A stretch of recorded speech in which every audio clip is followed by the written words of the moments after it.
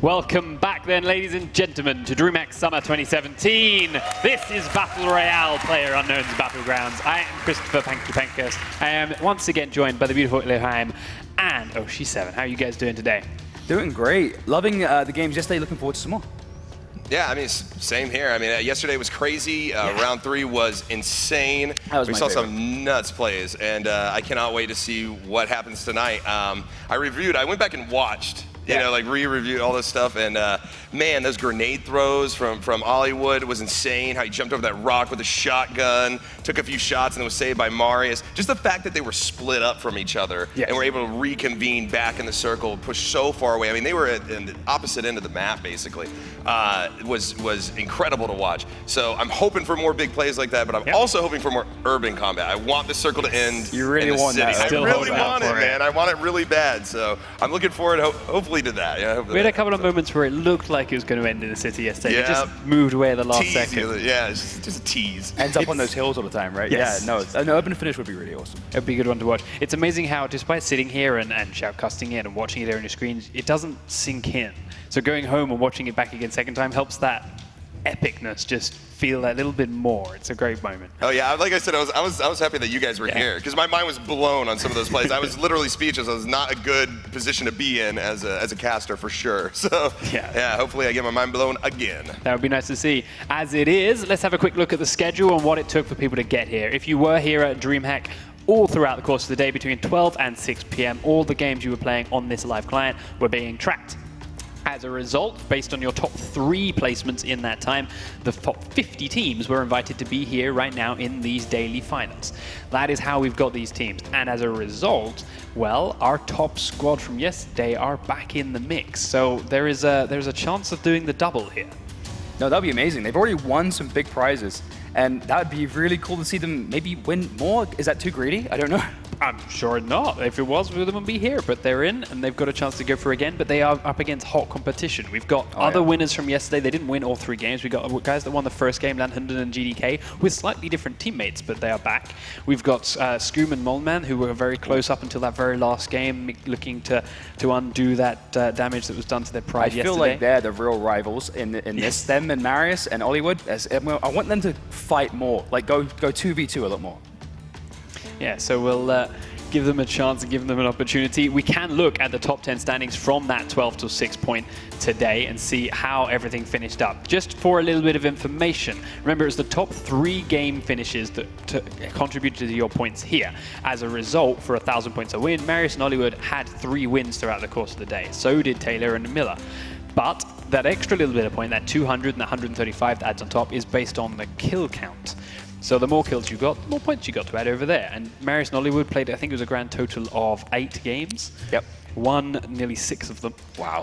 And came out as top with an insane kill score to boot. But you can see from everyone else down there, there's a lot of very close score lines. Skoom and Molman, as we said, were close by and in there again too. GDK with his new teammate now, Master Jim, back up there, and Landhunden right underneath again. Yeah, that's really close. Like, this could be anyone's game. Yeah, anyone's shouldn't be so easily written off today like it was possibly towards the end of yesterday. We are looking for a very tight match. No, I'm looking forward to seeing more of these fights. And yeah, there isn't a lot in it. This could be someone else's day today. We had a Marius and Hollywood's day yesterday. This could be someone else's day today. And I'm looking forward to seeing some people really step it up and use, maybe some people went back and watched the VODs themselves. And I'm looking forward to seeing people employ some of their own tactics and maybe like try and counter some things they saw in yesterday's games. I try to remain unbiased, right? You know, like we were casting a game and everything, but I secretly in my heart, I'm going for Tyler and Mila. I don't know. They got my play style, man. They stay out of the fight. They play smart. They don't get in too many back and forths, you know. And they did really well. They did really well, and it's just a completely different strategy. So it's good to see those guys do well without being super aggressive. You know? Yeah, we were looking at some of the teams in the top 3 having a lot of kills between each of them. Then you look at Taylor and Millweller, and they were down there with 1 or 2 maybe each, but they were consistently in that top 3 for the daily finals yesterday. So see if they can just push it that little bit further today. We wouldn't be here though, of course, without our sponsors that are making this possible. So we do need to extend a thank you to Samsung, Nvidia, DreamHack, of course, and Bluehole ourselves for putting this whole thing on and making this possible. So thank you very much to them. But that is the sponsors, but they are giving us, as some of you may not know, a whole bunch of prizes for these guys to take home. For each winner in the duo team that takes that grand prize, there is an NVIDIA GeForce GTX 1080 Ti up for grabs. There is also a copy of the game if you do not own it, because as we said, anyone here at DreamHack can take part and play this weekend, whether you own it or not. And that is a deluxe edition copy of the game that comes with the very, very muchly desired PlayerUnknown skins. Which might be the biggest prize there. Possibly the biggest prize there, depending on who you're looking at, 1080 Ti or unknown skins. But there's also a third and final prize of a ticket to whichever upcoming DreamHack event you choose to attend. So yeah, if you're a big DreamHack fan, you can slide yourselves into another one of these. No, that's pretty awesome. And yeah, no, that's a really good prize set, and I wish I was in this tournament myself. It would be cool. I don't think I'm good enough to get all the way, but no, that's really exciting. Have some confidence, I should have some. I should play like Marius and Ollie with confidence all the way. Yeah, we saw, as we said yesterday, there was a lot of points where we were waiting for players, they'd see an opponent, hold off, wait for a smarter opportunity, take the shot, grab the kill, move on. Great play, really smart. Marius and Hollywood shot anything that moved, whether they were solo at this point because they split up so much or whether they were together. They just took fights left, right, and center. That confidence worked out very well for them, but that was a day ago. There's more time to practice now and a lot of other teams in the mix. It was funny because there was a point where somebody's elbow was sticking out from one of the trees, and that was just what they needed to do enough damage to knock the guy down. It was nuts. I couldn't believe that. I couldn't believe that they were just going for like pixels on the edge of the tree, but they did so effectively. So hopefully we'll see more of that tonight. Yeah, and it's also impressive. Like, we could see that elbow. We have the X-ray vision from Spectate mode. It's a nice yellow glow around it. Perfect. They don't have that. It was just his eyes against the backdrop of the bushes and the trees, and I think it was raining at this point too, and he said, that's an elbow, and he dropped the player down. Exactly. That's just experience in the game and knowing all the silhouettes they need to know. Like, is that a bush? Is that a player? And just engaging when they need to. And yeah, I've heard a lot of these players are loving playing on LAN as well. It's like a dream. Yeah, it's a whole nother world, as they've said. But of course, we are looking towards the end of the month with our big server update for the main game too. So we're getting that step closer. So that's an exciting point for me as a player too. It's part of early access, man. It's part of the process and the evolution of the game. So as we're looking to go into day number 1, we're looking at strategies for first drops now. We're looking for that first game. Yesterday, the big success that Marius and Ollis went every time was your power plant here at home. Listen, I was talking about the power plant yesterday, even before the broadcast started, right? Yeah. That is where I like to go. It's out of the way. There's tons of loot there. You can get what you need, even at a duos. Now, squads, things might get a little dicey, but for 2 people, there's plenty of loot there. It keeps you away from a lot of the other players, like I said. And there's vehicle spawns that happen all out in front of the power plant, and there's other areas too to sort of transition to and continue to loot if you don't get what you want. So depending on where the circle's at is a big part of that strategy, because you really have to keep an eye on it and keep an eye on the time, because you can get caught like Marius and Ollie did in the 3rd round. So if you keep your eye on the shield and you take your time, find the loot that you want, get a vehicle. I mean, we were watching these guys even landing all the way up north, grabbing a vehicle and driving all the way down, which on review, talking to Ollie and Marius afterwards, they told me the reason that Marius was there behind that car was because they had run out of gas. Yes. They had literally driven so far down to the power plant that they had run out of gas and were caught in a really precarious situation. They were able to recover, which is great, but I mean, it's honestly just that good. Now, will it be good after this tournament? Not so sure, because it might be good today.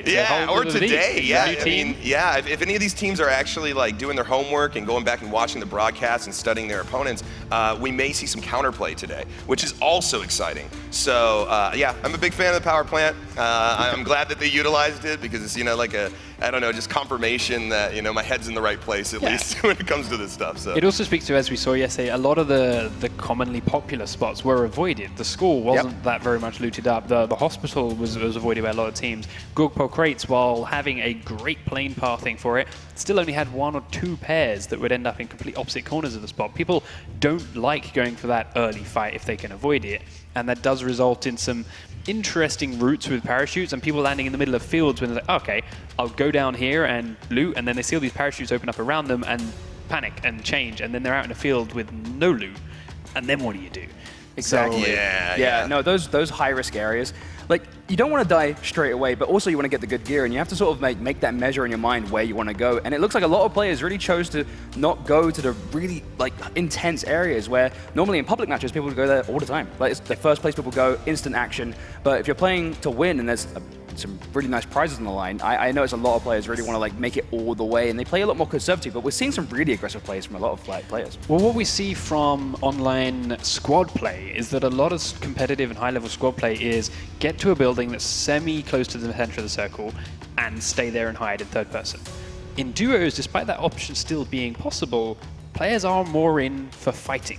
And now that they are flying over the map and dropping in a moment's time, we can get into game number 1, bring it up on your screens and watch this action unfold. We are, as I said, live from DreamHack Summer 2017, and game number 1 of our Battle Royale tournament here is underway. So, with this flight coming over from Primorsk up towards Severny, yeah, straight from the south, options. The southwest straight through to the north. Severny is a really good spot. And we're seeing a lot of players jumping out around the middle. We've talked about this before. It seems like some of the EU players are more interested in jumping out of the plane and then moving, flying as far as away from the plane. Again, competition. So they want to be as safe as possible. So making themselves as remote as possible is usually the way to go. Yeah, exactly. And I'm really interested to see some people. Sorry. Apparently this game is not legitimate and will be rehosted, so that's why we're not seeing it on your screens right now. Oh, so, cool. There's some things we can take from this on our side and talk about where those drops are going. It's more of a spread than we saw yesterday. Yesterday we saw people going down in very big clumps and then panicking the last second when the chute's open and spreading. This time there's a much wider selection straight from the start. No, exactly. I'm actually seeing a few people going for those high-risk areas that we were just talking about, and I think we might see some really good early action in this next game. It could come through. We will run to a short 3-minute break while we get this new lobby going on through, get the players back on in, get these hosted spectate PCs back on into the lobby too. When we do come back, we'll hopefully have a proper full game for you to watch with game number 1 of this series.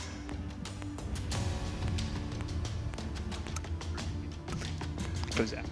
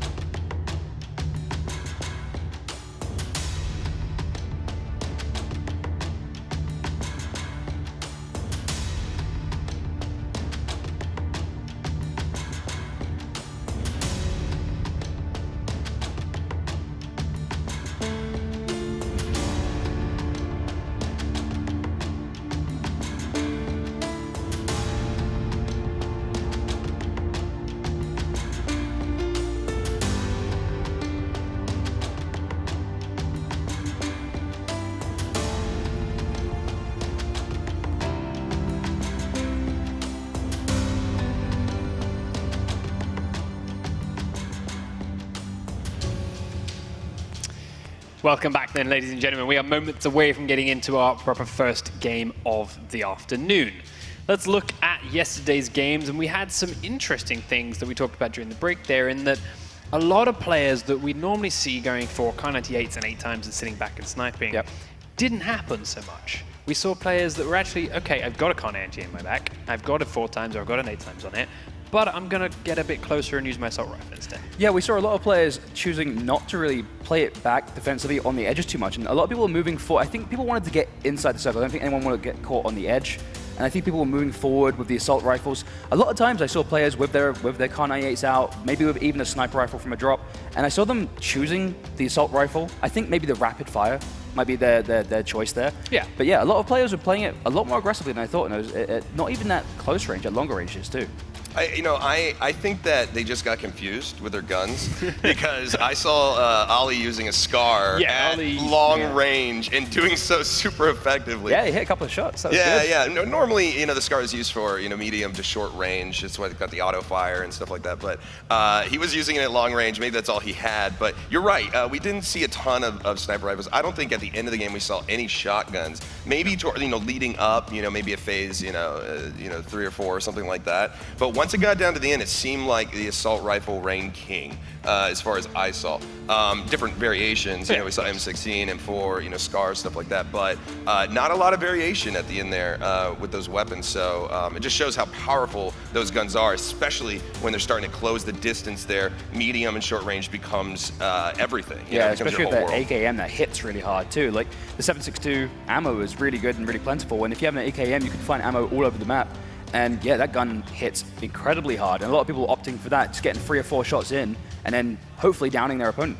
Really small upgrade actually to the damage, I believe, in the last patch of the AKM. There was some small changes to the, I can't remember exactly the damage or the recoil, but there was some change to the AKM, which has definitely brought it back into favor with a lot of players. But we also saw a strong start of the game with vectors and umps as well. Those were still there. Those were still very prominent. And while there were shotguns running around, SMG players were regularly coming out on top. Yeah, we caught on screen inside a building, trapped in a small room, and choosing the vector against 2 opponents. He actually downed one, and there was a bit of a kerfuffle with a grenade, but yeah, no, he chose the vector in that situation, and it was really cool to see people utilizing weapons that maybe aren't always used commonly, but for their situations, knowing that experience and knowing how to play the game, they were like, no, this is the best weapon for this situation. Well, not only that, but we haven't really talked about attachments much, right? No, true. I think that we haven't really talked about it at all, and especially with the vector, the extended mag is so important, and I really feel like, I can't remember exactly who, but the player that was in the bathroom that was fighting those 2 people didn't have the extended mag. No, so he had 13 rounds, he was able to down one of them, had to go for the reload, was able to get the reload and then came out, but he would have had a much easier time if he would have just had that extended mag. No, it makes a big difference on that gun. And yeah, you're right. We got like suppressors, compensators, things that make like long range engagements a lot easier. A compensator, I think, is one of the best attachments in the game. Oh, it is. The compensator makes the biggest difference to weapon recoil out of all the other barrel attachments. Yeah, and while suppressors and flash riders help a little bit, the compensator is my favorite out of all of them. All right, but as it is, the players are in and the spawn island is gone, so the plane is across the map. We are ready to start game number 1 this time over. Looking at where it comes, straight up the middle. Now let's see how many people actually jump out and go to the military base. Last time we had, 3 teams maybe land there? And it's a different landscape, right? One thing I love about this game is right off the bat, the strategy begins. And as we're moving up and closer in, it looks like... Taylor and Miller, you're yeah, it looks like we can. Friends. Listen, I want everyone to win, okay? I'm just saying, deep in my heart, yes, I'm definitely kind of looks like we have a few teams going for Primorsk, but yeah, again, that's going to be a bit of a swim. The military base, just 1 team going there. And man, they're going to have a lot of loot there. Matt and Chewy are going to absolutely love all the loot. Now, they don't have an omnipresent view like we do. They don't know who else is going to land by them, but part of the strategy is, while you're going down in this parachute, to look around and see who else is around you. And if they did that, they probably have a good idea that may be alone in the military base with a ton of loot. So it's going to be really, really effective for them. And we have Marius and Hollywood sticking to the true and trusted method of landing on the east of the map. And I really want to see if they go for the power plant a 4th time in a row. I'm really excited to see that. I want to see who counters that. I want to see if anybody was doing their homework last night and going back and watching this to see what their strategy was, and then maybe try to counter that play. And we have a Karachi going, these guys are going for a really, really long parachute going to Primorsk. And we already have a firefight going down on the south coast. Relec Prey running around in their underwear, and their teammate a little bit further away. Let's zoom out and see what's going on. And he's being chased by Miller, who has a shotgun at double barrel, really good long-range double barrel, as long-range shotguns can be. Shotgun's a really, really powerful weapon, especially early on while people are still looting. You can get in close. It's easy to use the angles. So shotgun, especially this one, man, I don't know how many times I've come around a corner and met the bad end of the double barrel shotgun. So there's actually a lot of fights going off up in Yazmaya as well at the moment. We're starting to see a first few casualties coming through as the circle has appeared for the first time. Down on the very bottom left corner of the map. Terminator, yeah, we saw an impressive performance from him yesterday. I believe he had like 8 kills in the last round and wasn't able to follow up with a good placement. I think they were like, over 10, but still, I mean, aggressive players, and they do get points for kills, so. We're also seeing a lot of players down in Pachinki at the moment, where we're seeing some other casualties coming through. These are high population areas in regular play and online play, which were avoided yesterday. But now players are starting to go down there, and we're seeing these early casualties as a result. Yeah, Fraggy's up in the barn near Pachinki, and there's someone really close by. His teammate, it looks like he's got a Vector, and not yet with the extended mag like we were talking about earlier. But yeah, these guys are looting this area. And I don't know if there's anyone else around. I think they might have already taken care of them. And in town, we have these guys. These guys are really decked out. This guy's already got a scar. That Mr. Derek DeBoop. He went big yesterday. Cattle, a big 2v1 kill, saving his teammate in some last seconds, and is definitely one to keep an eye on throughout the course of today's game. In the beginning, minutes of this round, that's when the most action's happening. Usually, you always see a couple people, biting the dirt right off the bat. There's a lot going on across this map. So. Yeah, let's just try to get it. Oh, there we go, right there with prayers. Up in, what does it look like? It looks like maybe over in Yazmaya. There we go, yep. In Rozhog, GDK with just a pan. The pan, don't underestimate the pan. Running from a shotgun. Yeah, no, that's actually his teammate. He's running straight towards another team. And yeah, I want to see what GDK does with the pan. I think he's going to pull off some really good moves. and for those of you who are new to the game, the pan is one of the only melee weapons that can actually deflect bullets. Yes. And very many times you'll be running with it on your back and you'll hear that pink, and you'll know that somebody is taking shots at you, though it has protected you. So running with it out like that will also protect you from sniper fire if you're lucky. You really gotta. Yeah, it's got the nickname of the level 4 armor, right? It didn't protect him from those few shots. Battling across from Mr. Power out that front did take them down a little bit of health before they ducked on inside. You see Master Jim missing a little bit from what he had before, but they immediately took those shots and we'll go back this way. Well, we're not going to keep pushing. It doesn't look like he has a helmet. I'm not sure if his teammate does either. He has a level 1. Yeah, GDK and Master Jim choosing to not participate in that firefight, maybe going up the hill to get a bit more gear. Competitive play, man. Everybody's conservative for the most part. Do you see a couple of players downed in the field just south of Yazmaya coming from that gated compound? You see Sidron and Pivan low health coming out of that engagement, but with basic weapons in hand. Yep, nothing major, 2 shotguns. His teammate is on half health. Looks like he's put a shotgun away to get the faster run. They're running straight towards Showen though. And I don't know if Showen has a teammate around. He does, actually pretty far away. And it looks like he's got 2 players running straight towards him. He sees him at the last second, heads back inside the building, pulls out the M16. Can he get a few shots off on the guy early? He's giving it a shot. He's going to have a look, but the shots are rattling in onto him from elsewhere, and he immediately has to reposition and get to safety before it goes horribly wrong. Yeah, there's a lot of S12Ks there, so I was thinking like close range, but it looks like he does have an M4 there and taking shots, or excuse me, an M16. Tries to duck in the house, get upstairs, use it for safety, for healing. He's, of course, got that S12K himself, so he knows if they push on in, he's got a very strong shotgun to take him down. Versus shotgun here, and this is a powerful weapon. Oh, the shots are going off. I don't know if anyone got hit there, but it looks like he's still alive at the top. This is a shotgun war right now. And this, in competition, one of these guys might just leave. Like this is not the kind of situation you want to be into, because it's anybody's game. Anybody who's got the other in their crosshair, one shot, especially low health like this. Now he is bandaging some wounds here, so he is going to try to heal himself a little bit, but that's enough. That's enough health gone that if a shotgun hits them, it will I don't know, my friend. They're talking to each other in game. They're talking to each other in game. That good communication there. His teammate They're both miles from the circle. They know they've got a long way to go, and Sidron's taking a shot from elsewhere now too. Do you think that he's trying to like trick him to come out, or like form a alliance, like a ceasefire, like, hey man, If we both could in listen this. in, we can get back in there. Lanhunden is trying to help Schoen get out of that ability, and yeah, Pivot has now turned to run away. Oh. Yeah, it seems like they're talking to each other. Priven running away. I don't know if he knows where he's been engaged from. He needs to look to the east to see. It looks like Lanhunden moving in on them. Lanhunden was Schoen's teammate. He was moving in and he helped push Piven off, but as his car rattles past, he tries to hide a bit further. They do immediately turn up and continue north, which again is a strange one because the circle is the complete opposite direction and it's on its way in now. Sometimes you get tunnel vision, man. You see some people in the car, you take a few shots, and all of a sudden you're like, oh, what time is it? I better be moving. Yes, exactly. And then looking Sidran for mobs. in a really bad way. Still has no health whatsoever, but is still moving. I wonder what did go down there. It almost like they had a little ceasefire, like a little, hey man, I'll meet you at the end. Let's just not do this right now. And so Piven's like, all right, man, see you later, and he's off. Yeah. I wish we would have stuck around a little bit longer there.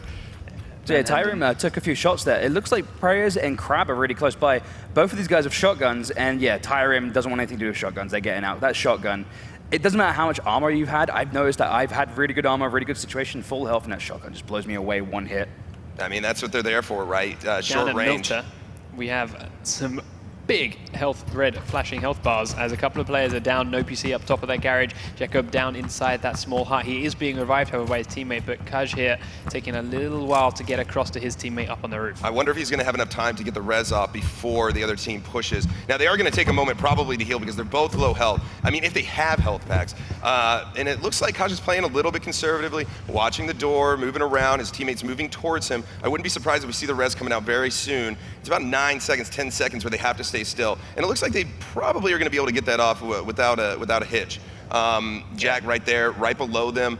Looks like he's just kind of peering around the corner, using that third person to try to get as much vantage point as he can. Moving back to his teammate now. Beautiful level 3 helmet there, so he'll have some protection. But with that low HP, any bullet can end your run. Yeah, it looks like these guys are playing really conservatively again. Everyone doesn't want to die in these early stages. Everyone's trying to play it safe and get loot and get health and get away without losing a teammate. Well, that strategy only works for so long. This circle closes and you don't have a choice. But for right now, you just got to make the best decisions that you can. We talked about, yesterday. Is it worth it to go back and save your teammates? Sometimes it isn't. It goes against everything that, we're told, never leave a man behind kind of stuff, But sometimes in this game, you got to leave your man behind just because it's the optimal play. Down on the south coast, just inside the circle, you see Mr. Tibber and Sodas here fighting off with this car. He's trying to hide behind it, but it's going to go boom in a second. No! Oh! There it is! Wow, and Sodas falls. Mr. Tibber with the kill, hiding behind the shack in the middle of the field. Happy with that, and can now run out into the open to revive his teammate. Yeah, it saves his teammate there, and that was great. Like, sometimes they can cover behind those vehicles. It's a really good choice to make if there's no other cover available, but yeah, they do go boom sometimes. Right now, By Gorgpole, there's another couple of players fighting over the remainders of the crates.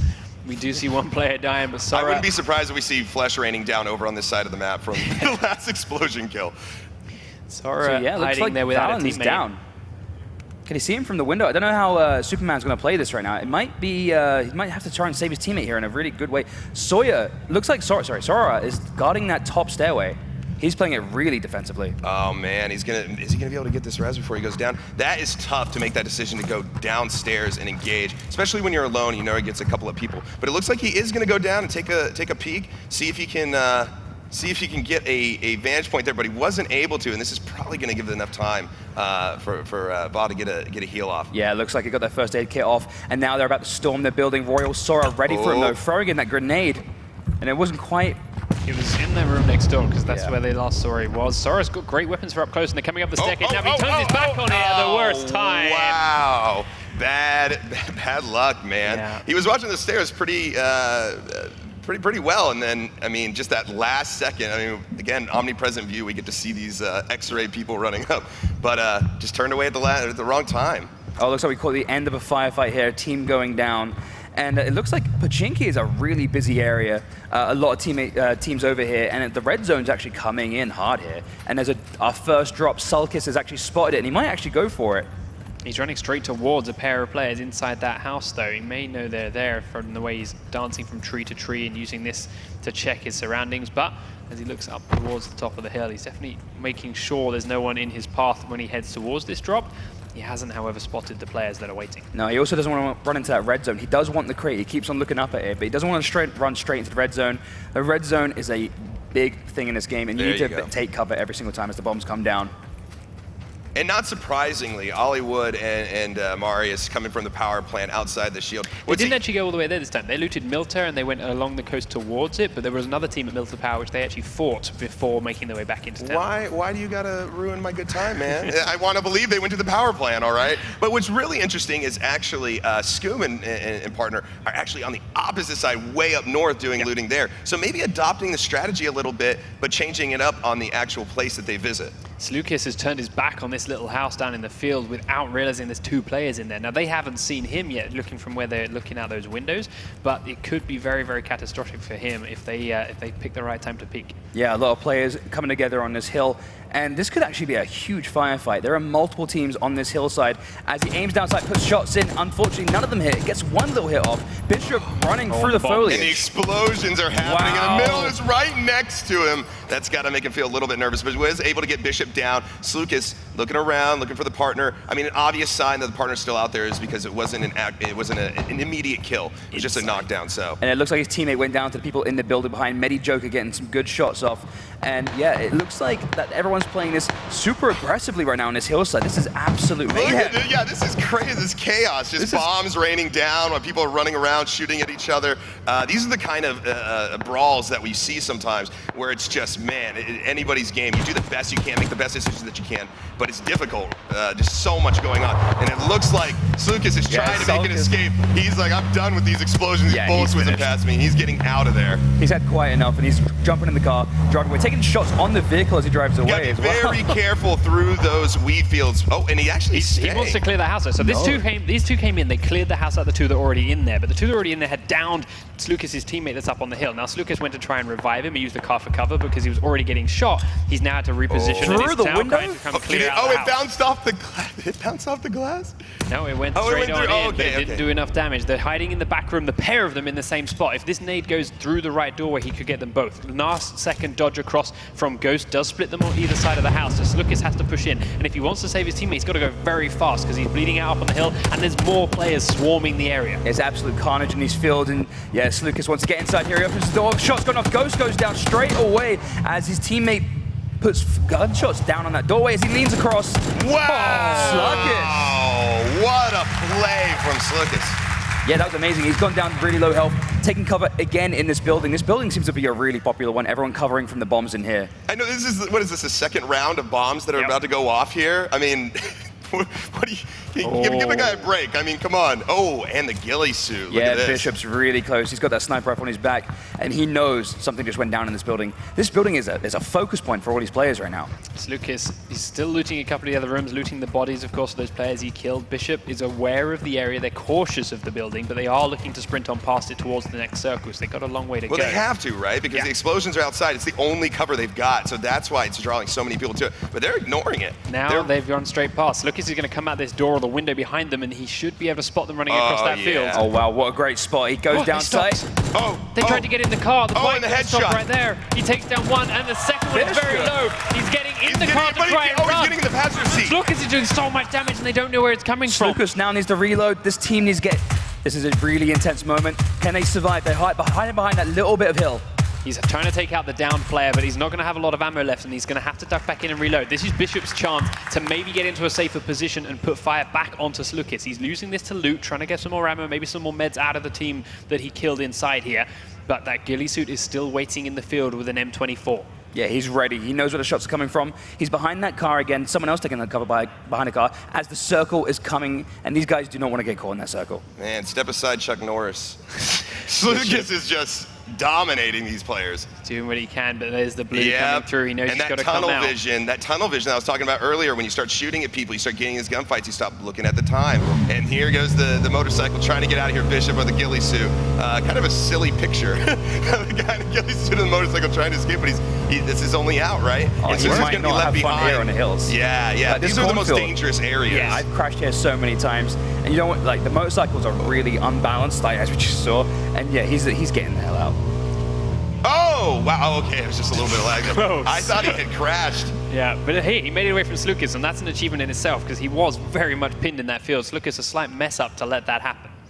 And here's JoJo from yesterday, too, who got a double kill and a couple of players moving through the river.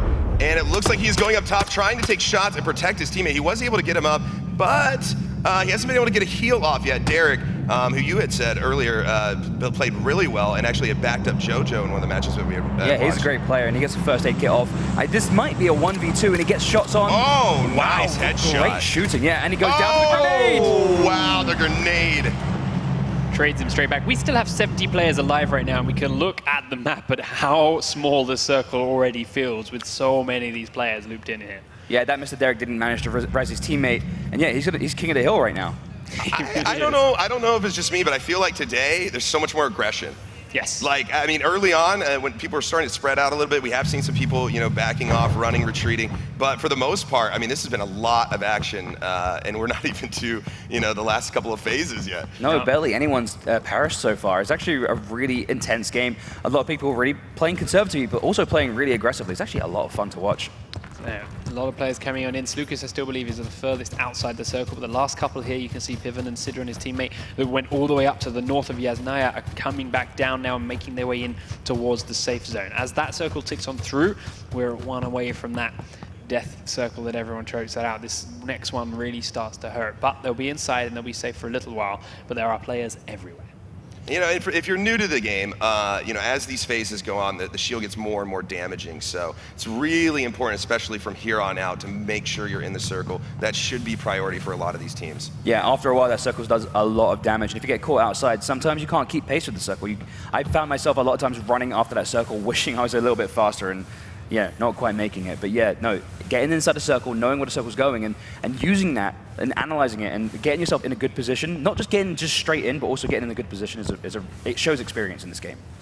Now, after just mentioning how more aggressive this has been to begin with, things have slowed down a little way now.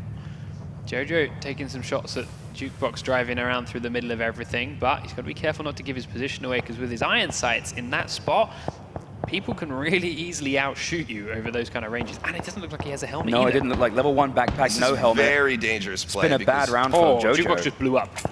Marius kills Jukebox guy with a vehicle explosion. Oh, wow.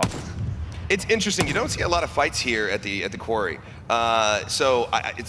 It's kind of interesting to cast this, especially because I don't know the angles around here. JoJo's landing some shots. Preyers down there has an ump and a crossbow as his second weapon. We saw him switch to it a second ago. So while, as I say, no sights on that AK means you can be outshot easily, crossbow, that's a challenge and a half. But he does still have his teammate here inside this 3-story building who heard those shots and is aware of the top of the Yeah, it looks like he might be able to go on that top floor, maybe, and he's choosing to, and maybe get some sights on. He needs to defend his teammate. His teammate's taking a few hits and doesn't really have anything to return fire with. Well, patience. We talked about patience yesterday, and it's very important here. I think without a helmet, without an absolute chance at the kill, maybe staying on that hill and just staying quiet is better than revealing your position by shooting at others.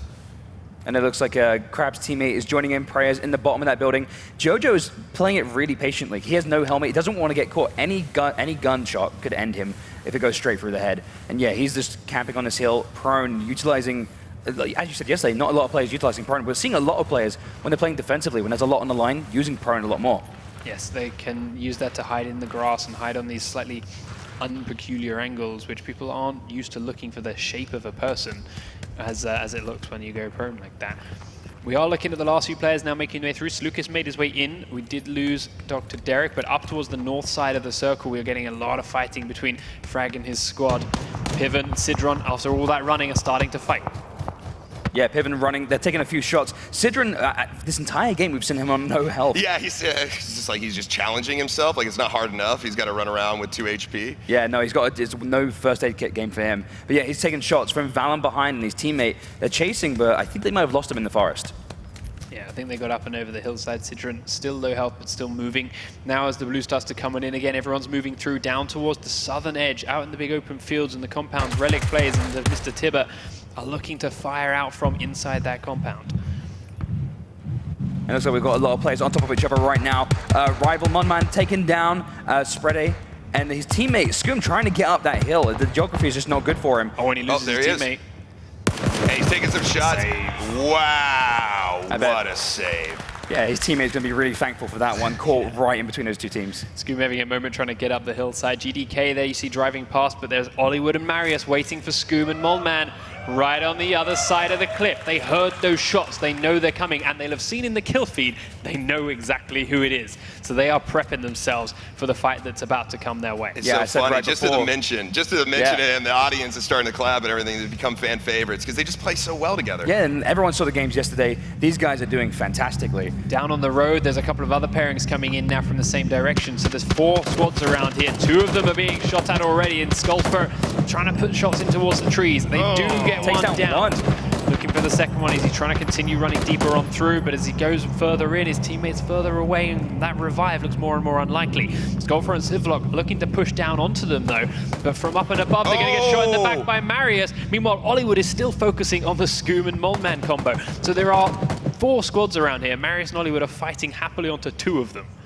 And Hollywood is running back to his teammate Marius. Oh my God. And down his Molman. The ball immediately drops him. Scoom is just running for the hills on the opposite side now, getting as far out of there as he can. Hollywood showing that he's a really big force to play with. Him and Marius, the way they position themselves and their just gun confidence is amazing. And again, the positioning and Hollywood. You don't see that very often, especially in those kind of positions where they've got the high ground that they actually get downed. That was a great aim from Scoom there. Yeah, Marius is coming in to save his teammate. And I don't think bleeding very quickly though. Yeah, Scoom, I think he got a few hits on him as he was going down. Scoom, I think, isn't in a good position to finish off. I mean, you'd really want to finish off Hollywood. If you knew you knocked him down, you'd be really like focusing and trying to get that kill. This is pretty clutch right here. Scoom using this opportunity now when he realizes, okay, Marius isn't coming to finish me off. He's not coming to clean it up. I'm going to push towards the safe zone. I've got 30 seconds. The blue's coming close. I heard those other shots. I know there's other squads around here. I'll let them deal with reviving Hollywood, and I'm going to try and get to a better position. So he's running along the road, keeping himself close to the cliffs. They can't shoot down at him as much as he can, and he will now make a break for the hills. And there's 20 seconds for that shield, too. Everybody's got to start making their way to the center, or they're going to be in a world of hurt. No, that circle's going to do a lot of damage, and they get caught unaware. Kaj losing his teammate. Looks like Lanhunden's over the hill. Lanhunden just over the edge, showing over onto the right-hand side. Lanhunden now gets the second one down and ends up with a little bit of help from Shun to the right-hand side. They didn't die. They just wanted to roll down that hill. It looks super fun. I'm a big fan of the ragdoll in this game. It's a lot of fun to watch. So as this is circles moving in and in again, we are looking for not quite an urban finish, but there's a lot of buildings and a lot of rock faces around here, which results in a lot of vertical gameplay. Yeah, like I said, it was very interesting. I haven't seen very many games end near the quarry, and it's just the rock formations make it so awkward for these players to move around. Yeah, so we've got a few shots going off Novara showing on this hill. Again, the verticality of this area is really interesting. A lot of time we see a lot of engagements from tree to tree, but yeah, this is a really good spot for a lot of interesting firefights. Down on the bottom right of the circle there, we've got 4 players very quickly catching each other up, and we do see one drop. Very quickly looking to finish him off as Mr. Tibber turns around to try and avenge his teammate, but Timinator's still got to push towards the safety of the circles. The blue is right on them. They are holding fire and trying to keep Tibber behind this tree, but as the blue overlaps, they've got to get moving. Grenade's going to try and keep him pinned, but as they sprint on through, there's not a lot of cover here waiting for him. Tibber has 2 players that he's got to kill. He starts firing on one and does get the down in it, but now Timinator's pushing closer and closer and getting behind the tree. Tibber switches it up to a rock. Timinator undecided between reviving his teammate and taking the fight. Tibber holding a double barrel shotgun there, waiting for it, looking for a chance, sees his elbow and tags it while tries mid-heal. Uses this to push a bit closer, but now you can see shots coming from behind Mr. Tibber trying to keep it lower again. And he does get taken out by Taylor from behind inside the building. And they're not stopping, they're actually continuing. And it looks like they got another on Tyrium there. Tyrium goes down, and Mad Shrimp getting caught at range with that ACOG. That ACOG's a really good sight for this long-range engagements. And yeah, that AKM doing massive damage. And we were talking earlier about the elbow staying out from beside the tree, and he's just picking at him just a little bit. Somewhere on the map, Piven just got killed by a Tommy gun. What? Oh. Wow, that's something I want to see. Somewhere, I believe, where he was. Scoom, meanwhile, elsewhere is fighting on through. Hollywood has been downed elsewhere by Skullfart. Looks like Solstice is coming up from the north, too. Scoom taking a couple of big hits and going down. Looks like he got hit from behind, actually. Yeah, it looks like this team, Shrimp and his teammate moving up behind and getting a couple of good shots on Scoom. Yeah, so with this many players left alive in such a small circle, we're seeing so many people getting surrounded at the very last minute. Marius is still standing, but having lost Hollywood, he's now in a bit more precarious spot. Best spot right now is these two squads, GDK and his new teammate, inside that compound in the middle of the circle, but there's still a long way for this to shrink. Yeah, we're looking like we got a bunch of players in this southern forest engaging each other from tree to tree. Pleb looking, actually sees Curry, and it looks like they're like taking cover behind trees, trying to get off those stims, trying to get off that health, that first aid kit, which is really powerful in these games. Going from anything from 1 HP and takes another big hit. Looks like Pleb's got some really good aim there, aiming through that iron sight. He must be. Oh, he's got prone. a 2x lying on there. Gotcha, yeah. He's prone with the 2x. It's a very accurate place to be. He knows he's got Curvy pinned behind this tree, and every time he tries to step out, the shots are going. Curry taking a chance here, moving up and taking a bullet. One more will take him down, but it looks like he's in a perfect spot right there behind that thin tree. He is sucking in his gut right now to make sure. just took a bunch of damage though from behind. Skullfire now is coming up behind this pairing and actually helping Curry without even realizing with a UMP, no less. Oh, Suppressed and UMP. cleaning up from behind. Takes down Plebu, but the circle's coming in, forcing him to move a bit more. Yeah, Looking for Karochi now. Finishes the down player off and is pushing very aggressively forward. Karochi steps out from the tree. Skullfire cannot get the kill. And barely Karochi makes it in the shield. Wow, he's actually able to outpace their circle because they're so close to it, but goes down. Shot from the right-hand side by Creevy. They couldn't finish him off earlier on, and they punished for it now as they are once again pushed closer and closer to this compound. Man, you hate to see it, man. He fought hard. Yeah, Krabby's trying to get in. Takes a couple of big hits from Marius. Marius fully auto, but still really accurate with the Scar. That's crazy. The circle was ticking him down too. Krabby trying to find a safe spot to stop and get out of his very car. He's driving straight towards Creevy. Hitting that tree actually stops him in his tracks, but they are looking his way. He's dropping behind the car to get a first aid off, but it's just behind the deflate and they can't be seen. He's very lucky. He usually plays like that, especially at this point in the game. Jumping into a car just makes a huge target. He had no HP, got down. I mean, he did everything that he could. Yeah. And it looks like he was able to heal himself by the grace of God, because there was not much hope for him. But, you know, he pulled it off, and it looks like he's okay. But it looks like the team of Mad Shrimp and Chewy are moving up on Speedy getting a couple of downs there. Rekos, the teammate who's still up, trying to like fight two fronts right now. Speedy puts shots down in the town on the building. He's up high, shooting low. And it looks like Rekos might be in a really bad situation right now. Nino with the Scar, the level 4 pan armor, and a sniper rifle on his back. Rekos is surrounded by 4 bodies right now. I don't think they realize there's another man down there, so they are starting to move, but they're cautious. Speedy and Nino having a strong setup with the ghillie suit with the M24 and this suppressed M16 that was doing all that damage from Speedy. But they still have to be aware that one more player is down that hillside. Using this sniper rifle over the far side, they are doing a lot of damage to Greavy and his teammate after they finally finished off Crab, who was driving in that car, but these shots aren't landing where they need to be. With every one, his position gets more and more telegraphed. There it is. Yeah, Nino with a huge hit. Mad Shrimp might not have time to go back for him. The circle is coming again, and these players are being pushed closer and closer together. Mad Shrimp forced to run across the road. Nino easily takes him out with a great shot, but they are flanked on the left now. More shots coming out from Speedy as he's using that M16 to take down GDK, who's inside the compound. We've seen this a few times now where the circle will end half and half on one side of this wall and there's no way through it. So if it pushes the right direction, it could get precarious. Down towards the road it goes. The players inside the compound are going to have to come out. Down to the blue goes GDK. Overly takes out his teammate Master Jim inside the building next door, and Speedy, having heard those shots, is looking to push onto them. The door is already open. He goes up towards the window, sees them inside moving around. They don't seem to be aware of how close he is. Wow, he's There's the really shots come in from the left-hand side. They are forced their attention away. Now he peeks around. Can't finish off one, and they're aware that he's here. Looking left and right. He's inside the blue for a little bit. Taking a lot of damage, but he does get down on one. The second man comes on out, looking for a trade, but they are forced back on in. There's grenades bouncing off, and they will close the door for a brief respite in this combat. And it doesn't look like he's going to get it. Jumping up through the window. Oh, wow. Speedy. It looked like there was some confusion there. He might have hit the X button or something, whatever he mapped to the gun, because he put his gun away and was just jumping out of the way.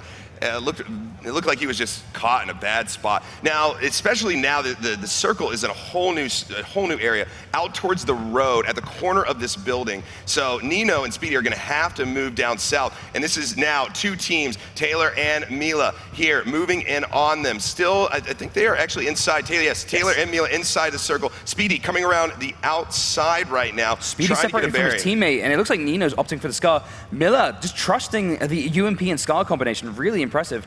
And Speedy, He might see him using third person, Taylor third person in back. This is a really tight situation. These two teams have made it all the way down to the lost 2. Taylor and Miller are outside the compound. Nino and Speedy, knowing they've got to get across towards the side of the road, knowing there's only one place that Taylor and Miller could be, because they knew they were behind them on the hillside. And they have to run out here with no cover and make this run, and there he goes. They've got the prone. They can see them behind the corner, and they can hide to this angle. Speedy, we've already seen how damaging he can be with this M16, is looking to get that perfect angle. I don't think they saw Speedy. No, I think Speedy was very quick. Be cautious. The grenade's coming out now. Taylor is throwing them in this direction. They're standing on top of each other. This is a mistake we saw teams make earlier on. You group up too much, and it makes it easy. Speedy gets down by the grenade. And it's all on Nino. He's got that M24 in hand. He switches back to the Scar. They're both pinned behind the same corner. As they step on out, he's landing shots onto 1. Next man comes around. Down goes Speedy. Taylor and Miller take game number 1. That was an amazing finish. Wow. And we saw how important it was to stay away from your teammate. We've talked about that multiple times. I think that Speedy had a great flank on them there at the end and may have even been able to turn it around. But Nino ran up right beside him, drawing attention to Speedy, and the grenade that was maybe even meant for Nino hit Speedy, downing him. Yeah, I think I agree with that one. Speedy's prone position, while they saw him run around, they knew he was around in the space somewhere. He got prone and was crawling far enough that the confusion would have been enough, but those grenades panneled straight in the direction of his teammate Nino, standing out in the open, landed perfectly. Speedy and Nino playing great, but it proves that patience is a really key skill in this game. Like knowing when to move and knowing how to move. Like Taylor and Miller, they moved perfectly. It was a great positioning. They had cover, and it was awesome to see. Yeah, and like I said, I watched the replay from yesterday, and Taylor and Miller, the reason I like them so much is because they transition so well and at the right time. They're always aware whenever they go out, but their transitions are just godly, really. I feel bad for Nino and Speedy because with the circle, it was really tough because they had to either run across and stay next to that wall, which they knew Nino and Speedy were Nino and partner were at the other side, but. What are your options? You know, they had to cross. I think Speedy had the right idea. He ran when nobody was looking. He got down. It looked really good. But Nino probably thought to himself the reason he ran over Speedy was because, what am I going to stay next to this wall? I'm going to run down this wall towards them. Yeah, exactly. They're both looking. You know, both players on the far end. The perfect position is where Speedy was. It was out wide, gives you a big angle on it. So Nino's, I'm fighting these guys. I want to get in a good spot. I want to keep going right. I want to keep getting a better angle. Unfortunately, that did land him right on top of his teammate. And it was the right play to go early. If you were waiting for the blue to push them out, then they've had an even tougher time. They wouldn't have been able to stand still. Just a little bit unlucky right down towards the end. But some great shooting from Taylor and Miller to round it out. I thought his positioning was great for what he had. Didn't have much, but yeah, the tall grass really helped him. Being behind that small little hill was really good, but unfortunately, his positioning and his luck, the RNG of the circle, just wasn't in his favor that time. No, indeed. But that's game number 1 in the books. We're going to run to a short break, get the players back in the lobby, and get back here in just a moment's time for game number 2.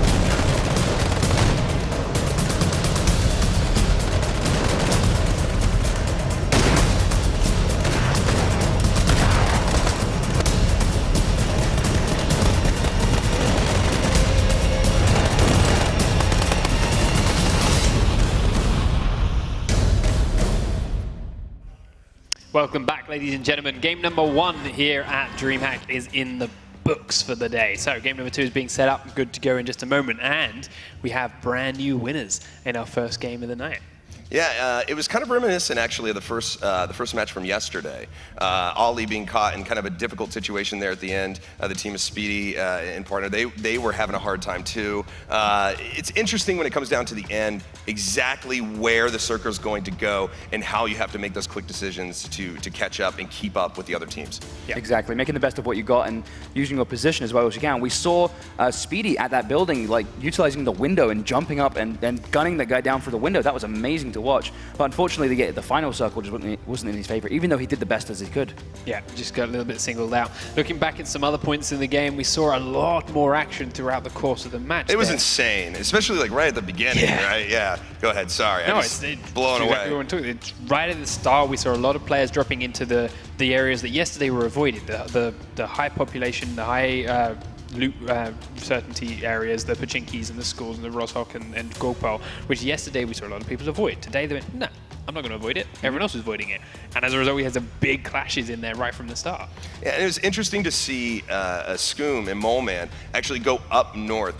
They had to have reviewed the plays, you know, because it looked like they had done the same strategy that Ollie had done, except for on the opposite side of the map. So it's like, okay, you guys go down there and you get your loot and you're pretty much unopposed. You know what, we're gonna go up here on the other side of the map and we're gonna be unopposed and we're gonna do some looting. But they did get caught at the bottom of that ravine there with the road, which made it very difficult, but he was able to fight off Ollie and actually down Ollie and make his way across. He played very, very well. And it's a lot of fun to see that verticality, like you're saying, that area. Not a lot of times you go there. There isn't a lot there, but the circle was shrinking there, and we saw a lot of players like utilizing like the hillside. The guy had no helmet, sniping down on some players, and using the hill to their advantage, like taking cover when he needed to. It was really fun to see. It's like a different style of Battlegrounds I'm not used to. Quarry is super weird. It's super weird because we're used to a hill, or maybe, you know, a couple of rock formations, some tree fighting, stuff like that. But the quarry actually has like several levels there inside of it. Steps down. Yep, steps down. So as people were, you know, trying to get the high ground up here, there was a few people running down below. Like you said, the helmetless one taking shots there. Again, I think that was the craziest play because without a helmet, it's one hit, you know, one kill on the head. He didn't. I don't think he had like a great shot on a lot of those people. He was doing damage, but ultimately that was some risky play. Yeah, and we saw a lot of like really intense matches, and yeah, it looks like at the end of the day it was showing experience over anything else, and even Marius and Hollywood not making it all the way to the top like they did last time. No, yeah, and Skoom and Moleman too, the other favorites that we thought would finish high yesterday, had some okay games but knocked out fairly early this time. We also saw somewhere out on the map a Tommy gun was picked up, which is, I've never heard of it. Yeah, like we were saying earlier, not a lot of people going for the high-risk areas again, like a lot of people playing defensively, but people were going for a bit more risk this time. A lot of players going for the crates, going for the high loot areas, and I'm looking forward to seeing more people playing more aggressively. And at the beginning of that match, like the beginning of the match where all the firefights were going off at the same time, it was hard to know where to look. Oh, I think everybody's just getting more comfortable too. Yeah. I think that when you first get in there, you're kind of feeling it out. You're playing more cautious, you know. And going into the second day, I just saw so much more confidence in these teams. They were willing to go to the high-risk areas. They were willing to engage with each other. We still saw some running and some disengaging, which, you know, that's what you got to do. That's what you got to do. But for the most part, I felt like it was a much more action-packed match than we've seen so far. So I think the attitude is starting to change, and the meta is starting to change even day to day here at DreamHack. Yeah. And like, well, we didn't get the ending in that close quarters building combat that you asked for. We saw a lot of points throughout the course of the game with people that weren't scared to push into a building. We saw that on the edge of the Pachinki field. Sulkis went in after two players had already pushed in and killed it. He went in and finished them 2v1 all on his own with that AKM and cleaned it all up. We saw a lot of building combat there, and then, as you say, right at the end, Speedy jumping up through the windows, playing around the door, dancing left and right with the players that are there, showing what you can do to combat people that are sitting inside. Well, Taylor and Mila, that's like their bread and butter. They get into a building, they get in the second story, and they just wait. they wait. And I've noticed that they try to pick buildings that are, either close to the center of the circle or at least within distance of other buildings that they can transition to and then reset up camp, basically. Yeah. And it's extremely, extremely effective. And they were taking a few shots from the building I saw and doing a little bit of damage, but for the most part, they were staying quiet. They stayed quiet on the outside, they moved in when they needed to, and at the end, they had the position that they needed to win. Yeah, and they had, of course, that ghillie suit. They had, wow, yeah. Well, they were up against that ghillie suit and then the Silence M16, and yet they played it smart. They and waited. like we were saying, it's about consistent results more than getting the one big win. You have to play consistently, and if they are playing conservative, playing defensively, but they are getting far in every game. Yeah, and I had said yesterday, if you're not somebody who's got the best aim in the world, there's still a lot of fun to be had in PlayerUnknown's Battlegrounds. If you're a, strategic thinker, that can be just as valuable as gun skills in this type of game. So, as it is, we are looking to get into game number 2. All of our players are there, and you just saw them vanish from behind the map as they jump onto the plane. Let's see where it comes in this time. Last time we came straight up the middle, over the military base, up towards Severny.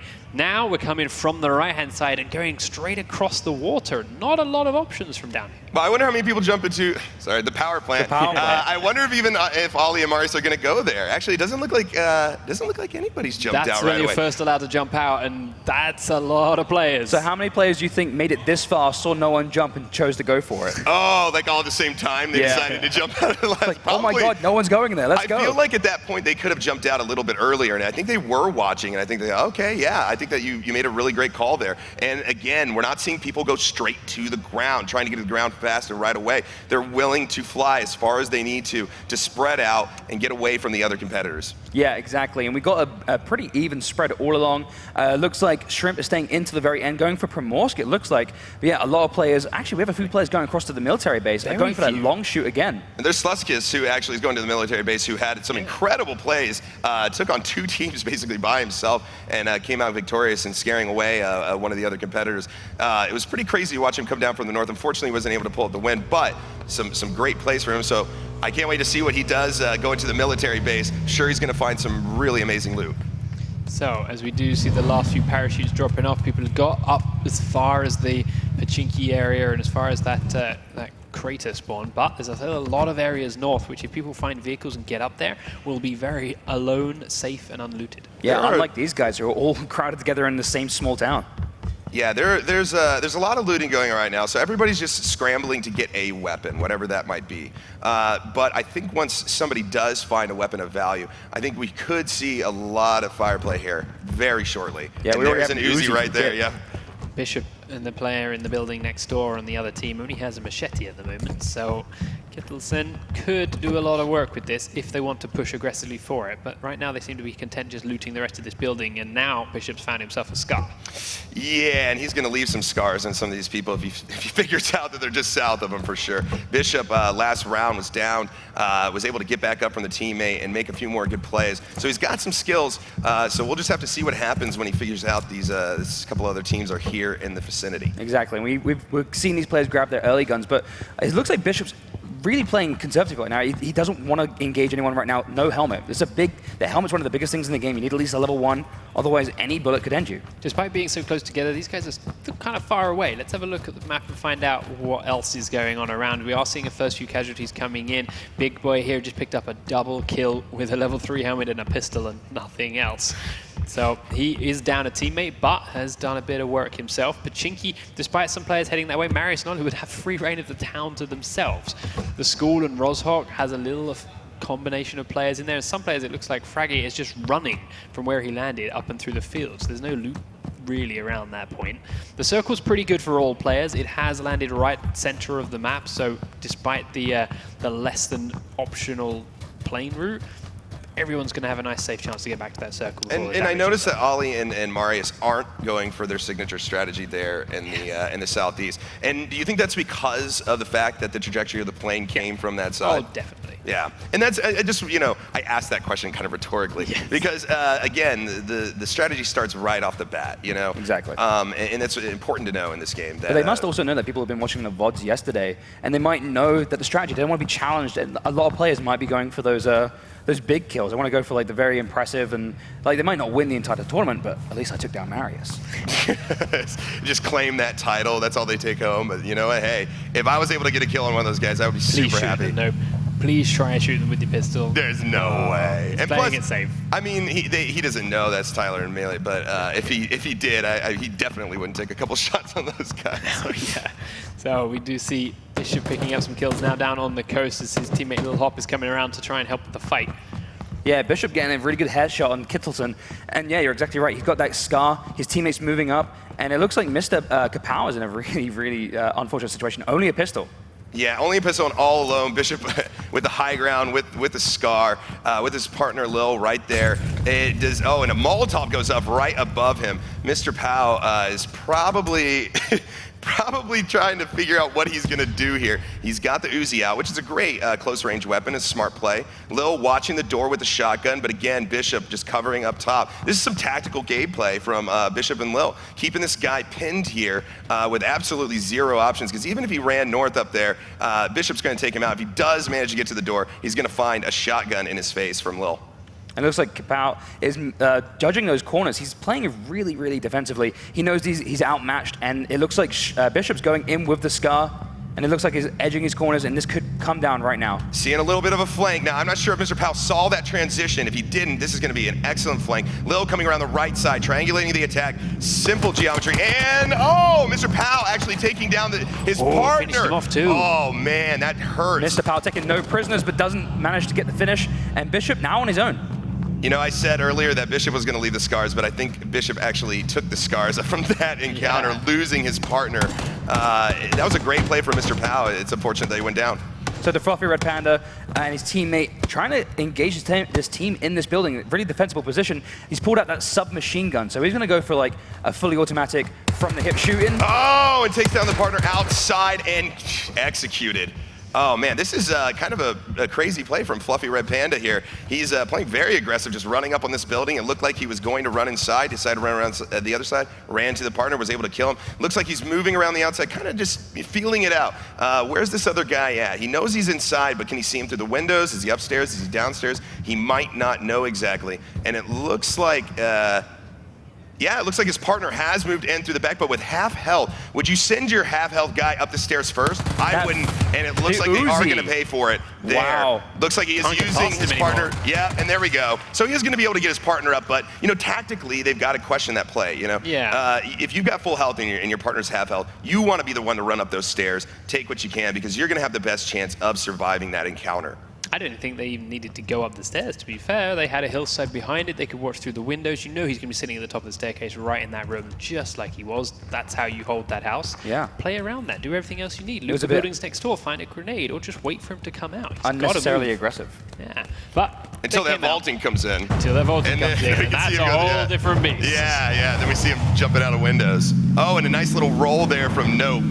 He almost lost his car and said, nope. Yep. So, he's going to jump this. What is he doing? It's destruction derby for Nope, I think. For styling it out, landing square on 4 wheels. I'd give that a 6. Yeah, 6 out of 10. Yeah, dismount. Okay. It's like, does he know what game he's playing? He's I'm just going to do some flips over here. Extra points for artistic impression with the vehicles, right? Finishing up a quick heal, hiding next to these apartment buildings, but there's players in the school and in the apartments right next to him, so he's got to be cautious as he goes around and loots there.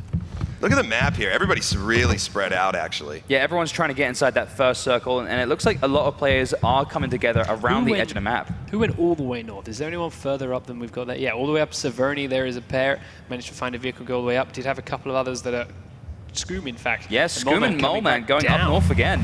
And 2 different vehicles. Yeah, they got the little convoy going right now, and now they're driving south to get back in the circle, and I think they might have gone to those tunnels up north again. Road warrior, man. Witness him. looting each of the buildings as they go, bringing themselves back down and in. And especially when one of the vehicles you've got is a buggy, you don't want to put both players in one very exposed car. That last looting spot that we just saw is actually a really great kind of remote location. It's got 3 levels and it's got great loot in it. So I'm glad they know about that spot because it's one of my favorite. So in the southeast of the map, we've got another firefight going down. Stan E goes down. His partner not very far away, up on the hill. Actually, not his partner. This is a really big mashup right now. Looks like Stan E goes down. He's crawling for safety. And Royale doesn't look like he's going to save his teammate. Look at the UMPs right now. Dual UMPs going against each other, kind of at a pretty far distance for these weapons. Yeah. Actually moving in a little bit closer, switching, look at that, to the M16. Keeping an eye as he's trying to transition over. He does transition. He is taking fire. Wow. It must have been a headshot there. That was a good few hits. And he's going to play aggressively now. He's actually circling. He's trying to edge that circle. This could catch both of these guys. Will the res go off? Oh, he doesn't have the time. So he's taking the shot and takes him out. Kasuda spots him first. I can't fault the play there. Nope. You know, I think the right play was to run up on them, maybe keep a little bit of an eye out, but I think he was convinced that he was going to go for that res and he would run up on him. But he changed mind at the last minute and was able to gun him down. Sluskus then grabs a kill on the military island. His teammate's going to come and pick him up in the buggy. Up here in the middle of the circle, though, another pairing is fighting from building to building. Il Pardo going to get revived by Sodas, but across the street, there is their opponent, Superstar and friends, the Joker hiding in there, looking through the windows to try using and that find small them. window. Oh, there's another elbow. Oh, there's another elbow, man. Like these elbows, guys, you gotta keep them in. Yeah, like that. This is crazy. There's a lot of hits just clipping people right now. And yesterday as well, we saw a bunch of shots on elbows around trees. We're seeing some UMP play actually a lot more than we did before. Some Uzis too. They're just kind of hunkering down right now. It looks like Mad Joker is taking some. He's just peeping out, seeing what's going on. He knows where they're at. He's just waiting for them to move. But it looks like they're pretty content just to sit there for a bit. Maybe even Solder's doing some healing. Looks like Superstar is maybe making a flank. Again, I think he should probably heal up before he decides to do anything. Yeah, I agree with you earlier, Panky. Like, you know, be patient with some of these people. Yeah. We know they're inside the house. There's only a few ways they can go in and out. Maybe just waiting them out is the better option here. But I mean, they're still taking little peeks here and there. They know they're over there. Medi Joker keeps landing one more shot, and you can keep doing this. They're going to keep wasting their healing, and then they're going to keep using their healing, and then their armor's going to drop. And you can just keep whittling them away, and you know that the circle's going to come your way sooner or later. Either it's going to end right in here, and you're both going to be great to the end of the game, or one of you's going to have to move out in some direction. Oh, and Medi taking some heat for poking out his helmet as well. Medi Joker and his teammate, neither of them I don't think have a helmet right now. Yeah, I think actually his helmet just got blasted off in that encounter. Now, if Superstar does, I feel like he wants to flank. I feel like he's moved from both sides of the building. I feel like he wants to, but if he's going to, he's got to get some suppression from his partner. That's going to be really important so that he's able to transition without much opposition. Yeah, Superstar really wants to play aggressively. His teammate, if he puts some suppression down, might be able to move in. And yeah, Superstar is circling that building, trying to find a way to get around this other team. See, and I'm not sure, maybe their health is down. See, I was just about to say, he's poking his head out with very little HP, which downed him. I don't know what their healing situation is right now, but I know that I would not be poking my head out if I had said, oh, here we go. Solders is done with this, and he runs in for the kill. Wow, and what a great play. That was amazing. Yeah, he knew exactly when to move. Yeah, tactically, I feel like Medi might have made a mistake there. Again, I don't know what kind of healing they have, but if he didn't have any healing, okay, maybe. But poking his head out there with, you know, less than 10% HP just lend themselves to a bad situation. And he was able to capitalize on it. Good for Solders. And that's the power of patience.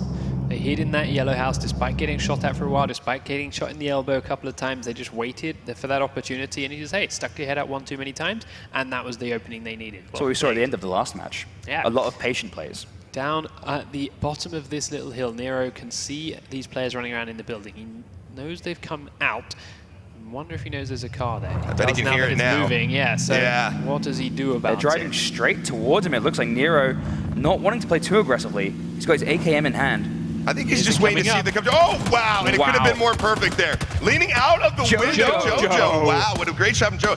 Plebo moving around the side, trying to flank, getting to the street. Looks like he is going to be down, though. Toke there behind the tree. Also, probably trying to get some healing off. I know I would, but looks like Jojo's not going to give him the opportunity. Playing super aggressive, looking for those elbows to get those little shots off. He's peeking, trying to move around. He's getting flanked. Got hit in the leg there. Just whittling him down. He's hit him in the shoulder. This tree is not big enough to cover him. He's hitting the side side of the tree as well. The pan. Oh, the pan protects him from that bullet, which could have arguably is been the one. And relentless it looks right like now. Jono moves up, and JoJo is down. Toki barely able to get out of there, and Nero getting the res now from Toki. That was a highly intense exchange there. You've got to give it to JoJo there. He played aggressively, but he played right. He's putting pressure on all the time, but it looks like his opponent was playing really passively, and actually that won him the entire firefight. Nero won because they came from the power plant, and they actually looted all of that, and so I think that's what just gave them the extra edge.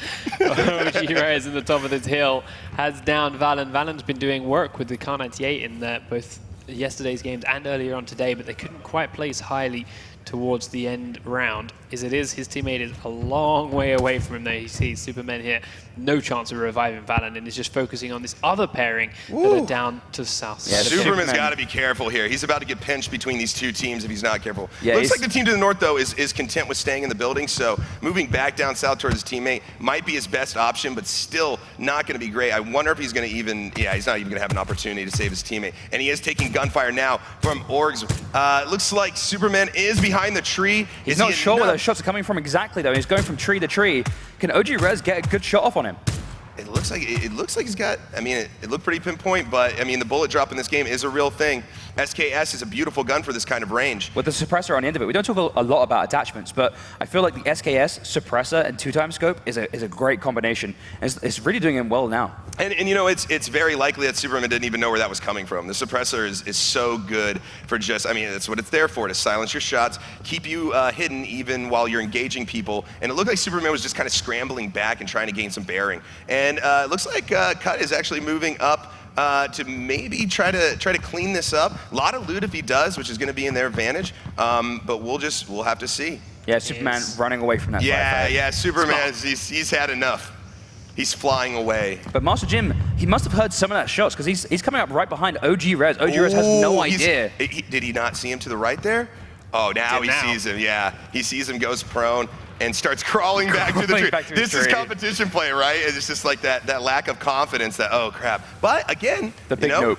We've said patience, you know. Maybe he's just biding his time. I don't think that they've seen Master Jim necessarily, but it does look like Cut is sort of moving around in such a fashion that would say that maybe they're aware. They're still watching down this other side. They're still. I feel like Master Jim does have that advantage, yeah. Yeah, they're not aware of Master Jim just yet. Cuts is now starting to be cautious of that Oh, direction look at this. again. Master Jim coming up around the corner, looking at Cut. Oh, man, they're going to run right into each other if Master Jim decides to go to the left here. And he is. And Cut and Ogres don't know he's there. I don't believe. He's right on top of him. There we go. Shots ringing off. And it looks like, he did down, but the partner was able to save him. It's difficult, you know? Yeah, that was an impossible situation. OG Rez and his teammate right next to each other, and that was just a flat-out 2v1. It wasn't enough for Master Jim. Master Jim might have wanted to skirt around a little bit more than that. Yeah, a little potato there. I think he probably could have down cut faster, you know, and then had time. But, I mean, it is what it is. Maxi and Levy sitting in a building on the edge of, say, White Circle, looking at a couple of players that make their way in and across from nearby. Just watching the tunnel entrance. We promise they're here. See them running along the top of that hillside there. They're watching them hedge from left to right.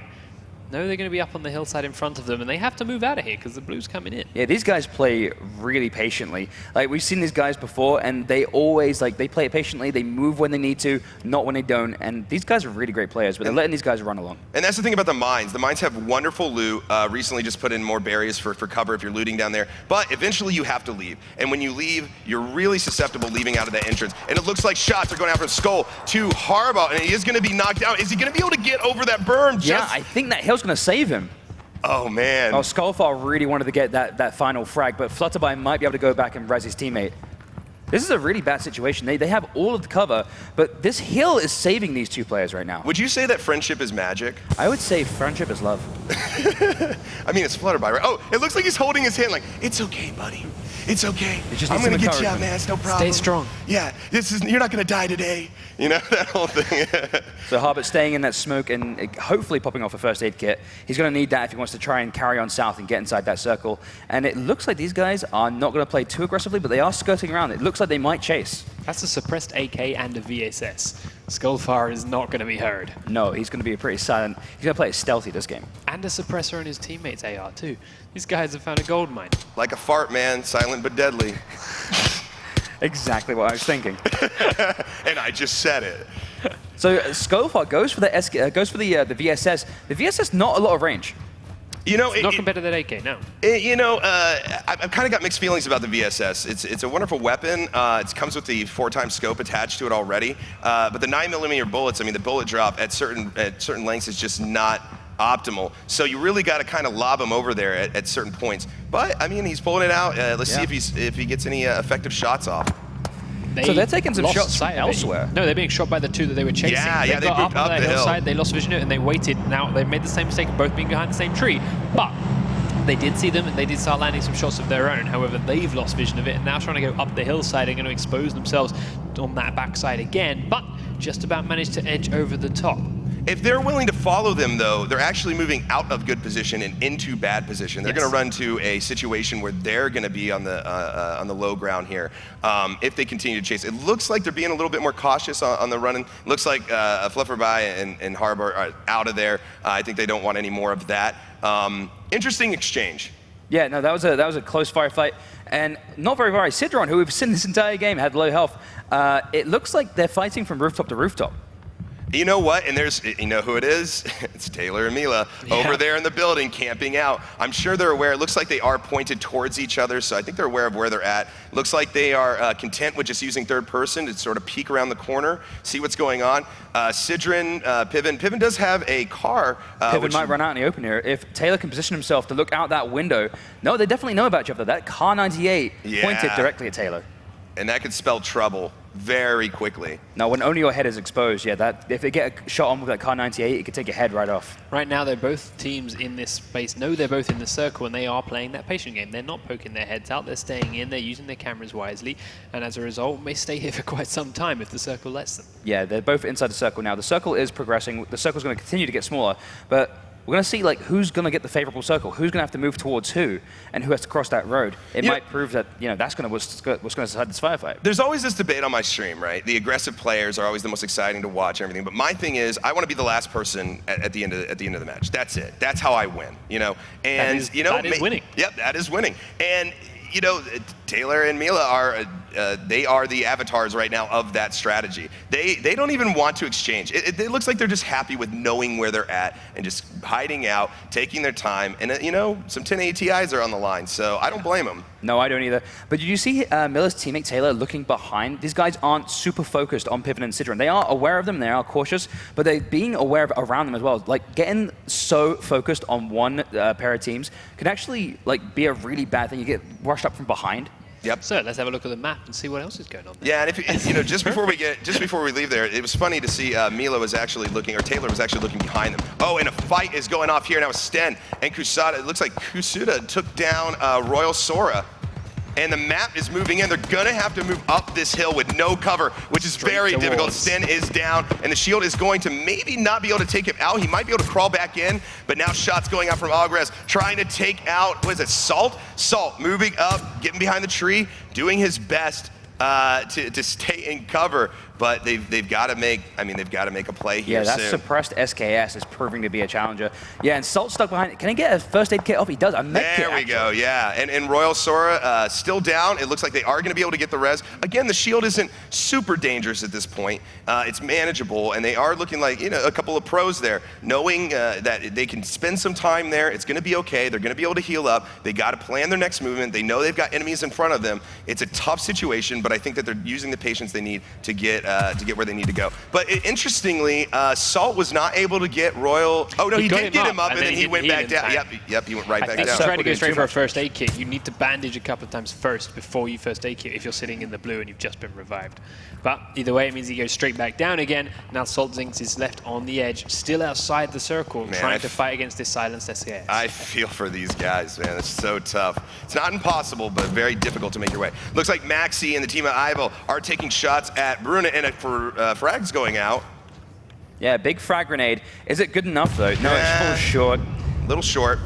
Brunner Aaron gets upped again. Really low health. Wants to start stimming now. Oh, and they're pinched. They're pinched. They're taking fire from both sides. The grenade actually just hurt Fluffy Panda there, and he was able to stop the gunfire from behind. But there is another team down there. There was a death. It looks like Suskis down there trying to take shots. Fluffy Red Panda looking at Superman right now. Maxi in between them. Salt nearby as well. There's so many people They're that really are there caught to in kill between them. two teams. And this is a really tense situation. You want to get inside that cabin and take a little bit of cover from both these guys. But Maxi up on the hill. Looks like these guys... Maxi and Superman are fighting from heart to heart. Wow. S12K is going to win that fight 9 times out of 10. Maxi does take Superman down, but Maxi lost his teammate Ivel in the process. But he has to go back to fighting this pair at the heart. Now their vote's still low. They don't really have a lot of health. shield's He's moving running in. for it. The shield is going to tick straight over them in just a second. I'm not sure they're aware. Now they know. Man, Bruneman is down. That The tunnel fluffy red vision, he puts the panda. gun away, he's running He's for it. running for his life right now. Is he going to get in? No, I don't think so. I don't know, there's no way. Just a bit too fast for them. Yep. Down he goes. Fluffy Red Panda's in with some med management. He could have maybe played that, but he doesn't have any. That's why they were so low health in the first place. Maxi has turned and ran, and while he's low himself, he's way from the circle and will maybe get to the next white zone, but there's more guns waiting for it. Things are gonna get heated here very quickly as the shield comes in. They've got to move, but they're in that classic tree versus tree, and it looks like they're taking Land Hunter taking shots from behind as well.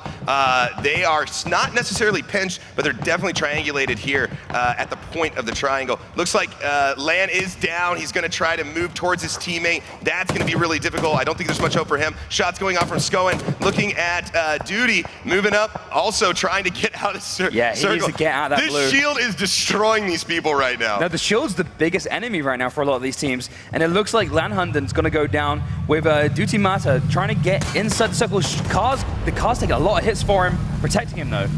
And I did say Duty. He did manage to make his way in, and he is past all those people that are still hugging the blue zone. Everyone's taking so long to get inside from that. You see a lot of people dying to the play zone there, but now we're starting to see some players converge on the top of this hill. Taylor and Miller, by the way, you see here, they did manage to kill off both Piven and Sidron that were hiding against them in the house. So despite being on the side, the wrong side of the street, they've fought their way out across, picked up both kills, and they're low, but are now looking to continue. So up the north, we've got a downed player and his teammate trying, Marius and Hollywood actually, trying to like finish off this team. We've seen these guys in this position before, fighting on the hills and trying to push up. These guys play really aggressively. I love watching these guys play. Marius is an 8 times, or maybe 4 times Kar 98 this time. We've seen him in the kill feed pick up a couple of quick headshots already today. He's down that one, as you mentioned. He's looking that way for a second one, knowing that the teammate's there. Hollywood was watching the other direction for a little while as they were cautious of Taylor's shots coming from that direction. But now they've both turned attention back to this downed man and his unknown teammate. There's the beat comes down. Marius looks for it. Oh, easy headshot. Wow, showing daylight into his face. Wow, that was a hefty headshot. Marius playing super great, like just running up that hill. He knows where the team is, and he knows he's down to one already, and he was playing with confidence there, knowing how to use the map. I know that you're going to sit there and completely covered but still see me, so I'm going to force you to peek out. I'm going to run up, and either I'm going to get the better position and close to the next circle, or you're going to look out and shoot me. And the second he looked out, easy headshot, just dropped him straight down. That's confidence in his aim. Yeah, confidence in his teammate too, to cover him if he needs it. Yeah, but that too. Ogrez actually very close and cut very close to another team here on their left. I can't quite see who it is right now. And in front of them, there's a team to the left and a team to the right. Looks like Vader and Battle Blaze there on the left. I'm not sure if they're aware of their position there, but they've got opposition Timinator right there in front of them as well. It's going to be very difficult as Shield moves in. These guys are going to have to make a very difficult decision. And Valdo's flanking from behind. Cut and OG-Rez don't know where he is. But he looks like he's not playing, he's not going to go for the initial engagement. I don't think he saw them, to be honest. He was edging up that way because he knew the circle was pushing him. Now he spotted them but knows he has to keep moving. He's dodging over the edge of the cover, but now they're being fired from the other side. His teammate starts to lock on, but gets knocked straight down. Invalidor takes a lot of damage from OG-Rez. That SKS with the 8 times is so accurate, but they're all inside the circle. Can he get the revive? Not yet. He stopped himself healing, and he's not trying for the revive either. OG-Rez goes down outside the circle. Yeah, he stayed out there too long trying to take those shots, but he can crawl back in. Yeah. Cuts now. He could either push them and steal off the kills, or go for the revive, or wait out both. He gets a heal off himself, looks over the edge. The heal has succeeded for that one man just holding on. Now he's going to go for his revive, as OG does get picked up by Cuts as well. So it is going to be back to a 2v2 with a minute before the blue pushes both players deeper inside the circle. Man, and Timinator is up and they are healed. They know exactly what they have to do here. They are actually sort of retreating back down the hill. Maybe the best play for them, honestly. But I think they're heading right in the direction of Marius here. Actually, Marius looking at Nope. Right in front of him, the UMP is out, but he's got the car. He's looking, trying to get a good shot. Isn't able to, but we've seen these guys do this a million times. They're going to move around just like you said before. Yep, just like you said before. Trying to get that. Yeah, shot him in the butt. Oh man, put another hole there. And they are moving up the side now. Looks like Hollywood and Marius looking pretty fancy in this match. Going back to Invalidos, it looks like they backed off a little bit, and Cut Snow and OG Rez not moving away from those buildings as Tyrem goes prone, but they don't know Marius and Hollywood are right behind them. Yeah, they're coming up the hill behind. They've done the right thing here to back off, get closer to the next white circle, use this cover, because they know those guys are going to come out of that yellow building, but in doing so, they've exposed themselves to Marius, and that is a bullet going straight in. And that's what I was saying earlier. I thought they were going to run into them, and that's exactly what's happening. Yep. Looks like Marius is moving up, and Valados is there. He sees Time in here with a headshot to down him. Clean. That was absolutely beautiful. It's not over yet. Oh, and the other shot Hollywood. from Hollywood, killing just the two teammates, picking off the other two. One right after the other. That was just absolutely, it's like synchronized, man. It's incredible to watch. I think that's just great communication from those two. Look at these players proned on the hillside right next to one another. They both know the other is there. Soda's on one edge. Battle Bay is here. We can see him, of course, because that third-person camera, prone in these spots. They can't shoot one another. The circle is perfectly centered on this next one, and we have 10 players alive in this tiny space. Grenade lobbed up and over and in that direction. Ooh. Not close enough. Soda's stays alive for a bit longer, but he has lost his teammate to Vidir. This is where prone becomes extremely important right here in these little, just inches, man. Sometimes it's a game of inches. Sauter's using what cover he can. He's also down, taking gunfire, and he was able to take down Vider. He downs Battle Blaze. That's Vider's standing here. He knows his teammate just got down from that direction. He can't quite see him. Now he does. Steps on up looking for it. Shooting the floor in front. The lawn's not there. Shots coming back from the ump of Sodas is heading his way, and they are all landing. He doesn't know where he's at, so he's shooting to the left. Soda's so very, very low, but so patient. Using a first aid kit. Vider is low and proning this way. Battle Blaze is going to use his downstate to try and get some more information for his teammate. 25 seconds, and then the blue's going to force them both to move, but the ump's back out for Sodas. You think we're going to see a charge here? We should see a charge here. Or Yeah, one of them. but he's up, and he is taking out Battle Blaze. Takes out the downed man. Vider just finished healing. Sodas is taking his attention away from that direction. Oh, 10 seconds till the shield moves in too, which is going to force them to move. So Vader or Sauter's here. It's going to come down to literally seconds. Sauter's looking away. I definitely wouldn't. I would be focused on these guys. You can just see the top of his head as the shield comes over him. Now is the time to run. He's up and he's going. He turns his back on that side. Vider now has to move as well because of the circle, and that's helped Sodas get out, but he's running straight towards another player on his left that he has no knowledge of. Laziness is right there. He can see Sodas. He's watched him go prone behind that hillside, so he knows he's up there, but obviously can't quite see him yet. This circle is tiny. There's 6 people alive as OG Rez takes down Vider. We're now 1v1, v2, v2 as Hollywood and Marius coming from one angle. Kuts and OG Rez coming from the top side. Soda's standing next to a man that he's not aware of, right down the bottom of the hill. Nino and Speedy. No, Hollywood and Marius died. I missed it. Nino and Speedy are the pair up here then.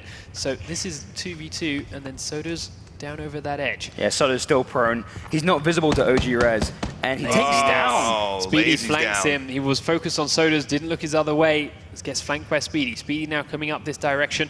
Do they know about Sodas, who is staying very prone and very hidden? Speedy won't have seen him from this back. He steps up. The ump fire goes on out towards Speedy's teammate of Nino. Now the grenades are going to head that way. He thinks he's behind the trees. That will go a bit too far. OG Rez and Kut still has control of the top of the hill and the next safe zone. That one was a bit closer, as was that. 3 grenades. Wow, 4 grenades, all of them missing Sauter's there.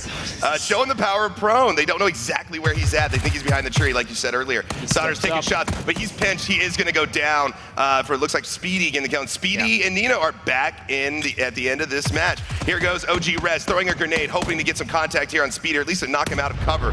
Goes off, doesn't look like it did any damage. Looks like Speedy being patient, kind of taking a look. It looks like they're all in the circle, so that's fine. Cut, taking damage from Nino on the flank, and he is down. Nino moving up, using OG Rez distraction to do damage from Speedy. Speedy moving around this corner, and it looks like he did take him down. Speedy and Nino taking the lead in this match. What a clutch finish, beating Nino right down at the end again. Second place last time, first place here now. OG Rez with 9 kills. Did work with that SKS throughout the course of that game. Got control of the top of the hill there, but Nino with a well-timed push, flanks, cuts, and takes down his teammate. Soda is taking his team up to third place with 6 kills, held firm, prone for so long in those final circles, just letting people drop off around him, letting those kills fall away. And yeah, okay, it's not the most aggressive, it's not the most fun to watch someone just prone in the grass the whole time, but it gets you the finishes and it gets you the points. Exactly, a lot of soft cover from the grass. And also just being hidden just slightly behind those hills is really powerful and you to saw, keep yourself alive. They heard the shots coming that way, they knew he's in that direction, but because he's just prone in the random point of the field, not behind the tree like they thought, the grenades weren't going anywhere close. Yeah, and it was super interesting because we're starting to see a trend here. You know, at the end, the teams that are staying static next to each other are the teams that are getting defeated. Yes. These teams that spread out, triangulate, use the shield to their advantage because there's only so many places that they can go, right? So if you just use the basic, tactics and strategy, split up, but also keep good communication, you can absolutely dominate these teams because they're distracted one way or the other. You have to have a team with really good communication, really good teamwork to be able to go, okay, I've got this guy on the right, you take the guy on the left, and be that close to each other and be able to be effective.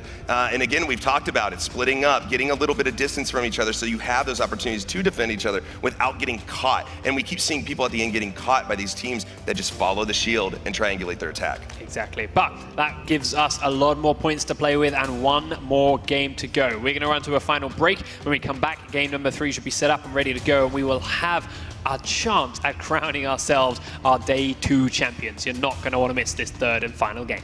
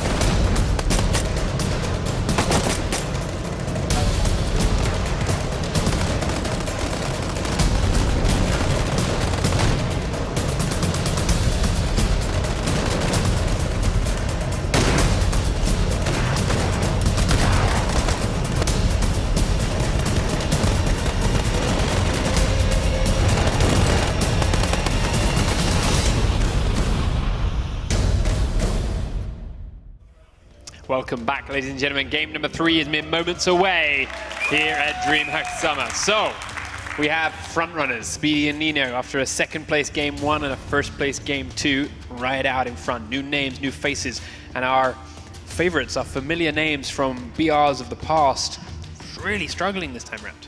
Well, I got to say, honestly, I'm glad we're talking about some other players. Yeah. Not to be, down on Marius in Hollywood, but it's almost been like a Marius and Hollywood podcast here a lot of times. It's felt like we just keep bringing those names up. And for good reason. They've been playing very, very well. Even into these games, they're playing well. We're just not seeing the level of competition from yesterday that they were providing.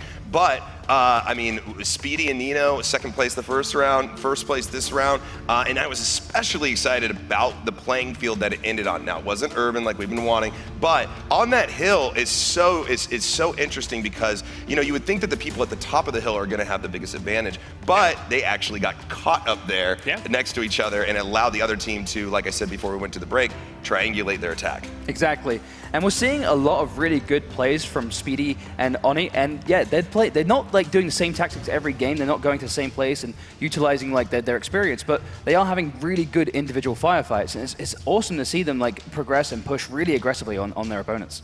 Yeah, and now we're looking at our third and final game. Now the plane so far, straight up the middle, straight through that water, the canal through the middle, not giving a lot of options, so forcing some teams to get cars if they want to go all the way up north, which we saw a couple of teams do, but ultimately it resulted in a very hectic early game because everyone was largely close together, but still, only the 2 pairs that went to the military base. Still very much ignored that island. It was no one going down towards Novo, which is, again, online, a very popular spot. Yeah, it was very interesting to see a few more players playing aggressively, a few more than yesterday. Yesterday, we saw almost no one playing super aggressively, and with these aggressive plays, landing in these like really risky zones is tough. And I saw Marius and his teammate over in the crates over in Georgia Bowl, and they were the only people there the entire game. And that's one of the most hottest spots in Battle Royale when I play. Yeah, definitely so. Well, I mean, what are you going to do? It's competition. We've said it over and over again. These high populated areas have wonderful loot, but it's dangerous, right? Usually it's dangerous. And I think that, after the first game, I think that these players are, starting to get a little bit, like we said, more confident, more comfortable. They probably reviewed the play. They are starting to utilize these high population areas, and it doesn't look like they're running into much opposition when they do. I'm still surprised that not more players are actually jumping and going straight down. I wonder why that is. And I know that we made the difference between US and EU players. EU wanting to kind of spread out, before in the first day. But maybe we haven't touched on it. Do you have any idea why that is? It's just a difference of play style, or it comes down to like the different communities, the different regions. You find what is the meta, what is the most efficient tactic available for your region, for your player base. Now in Europe, that really means that you run away, you pick up loot all over the place, you go slow. In America, maybe that means everyone jumps down, streets down, and starts to fight a lot. And that's then what the channels, that's then what people start to settle into, and that's the way they start to go. When it comes to competitive play, yes, it's different. Yes, you're looking at staying alive a bit longer, perhaps taking fights you wouldn't normally take, or not taking fights you would normally take. But ultimately, those old habits that are ingrained in you in that, okay, where do I go? They stick around. So it just comes down to where the regions take you, and where those plays go, and what feels at home. Exactly, and we see a lot of players in America go straight down, and they're risking it for a biscuit. They're going down, they're trying to get the gun first, and whoever gets that gun first in a lot of these towns, like Pachinki, right in the middle of the map, seems to be a really hot spot for a lot of early firefights. People flying down straight towards it, trying to grab the first gun they see, and just going ham with that gun. But it looks like in this tournament, and also with European players, they want to control every engagement. They're going far, and they want to parachute, and making sure that if they see someone coming in around them, they know where they are. All the information is available to them when they land. And it looks like European players, and as we're seeing here at DreamHack, a lot of players wanting to know their environment a little bit better and choose where they land, rather than just going straight down where the plane's going to land them. I like that term, risk it for the biscuit. I've never heard that before. Really? Yeah, I've never heard that before. Maybe that's the difference between US and EU as well. That could be. Yeah, it's very much an English thing. Yeah, I like biscuits. I don't know, I want to risk it for a biscuit. We are looking to get into this last and final game. The players have just moved on to the plane, so as that appears and flies on the map, you will see it. There is still an opportunity for the whole table to flip around. If the top runners right now, if Speedy and Nino die very early on, they're not going to get any points to play with, and as a result, they can fall a long way down the table as this goes through. We're going to have to keep an eye on them as the game unfolds, but we've got another not so wonderful plane spawn Yeah, as far this as is the a loot weird options go. one. This is so weird because it's all over the Wow, look at water. this. I mean, it's almost completely eliminating the north side of the map. But I wonder how many of these players are going to try to find a car and just drive straight north, And right? normally in any pub match, Novo would be a war zone right now, and it looks like a lot of players are actually choosing not to go there. And as we were just talking, it looks like Mr. Tiba is going straight down for this close down, and I think the power plant might Marius be... and Hollywood are going back for that power plant this time. Yeah, you know, what are they going to do? I mean, they've run into a couple of situations where they've been knocked out a little bit earlier than they probably would have liked to. So now they're maybe going back to old tactics, trying to make something happen here at the power plant. I mean, it was working for them before. As soon as they stopped doing that, they stopped placing first. So I'm seeing a trend there, Wow. okay? There's a few more players on the military base this time. Let's get in there Yeah. and look at who's landing on roofs, because if you land on the right roof and get a weapon right from the start, you could really do some damage. No, you could do a lot of damage. And if it looks like JV here is not going to get a rooftop one. He's going to run straight inside as we pull back and use our little tool to see where everyone is, and a few people landing on the roofs. And the roof is the best place to be. You get that, you could shoot through the windows. Is that a punching fight going on in the middle? Are we going to see our first Right in melee the kill? middle, we're getting a... Oh, yeah. wow! He's getting punched. What?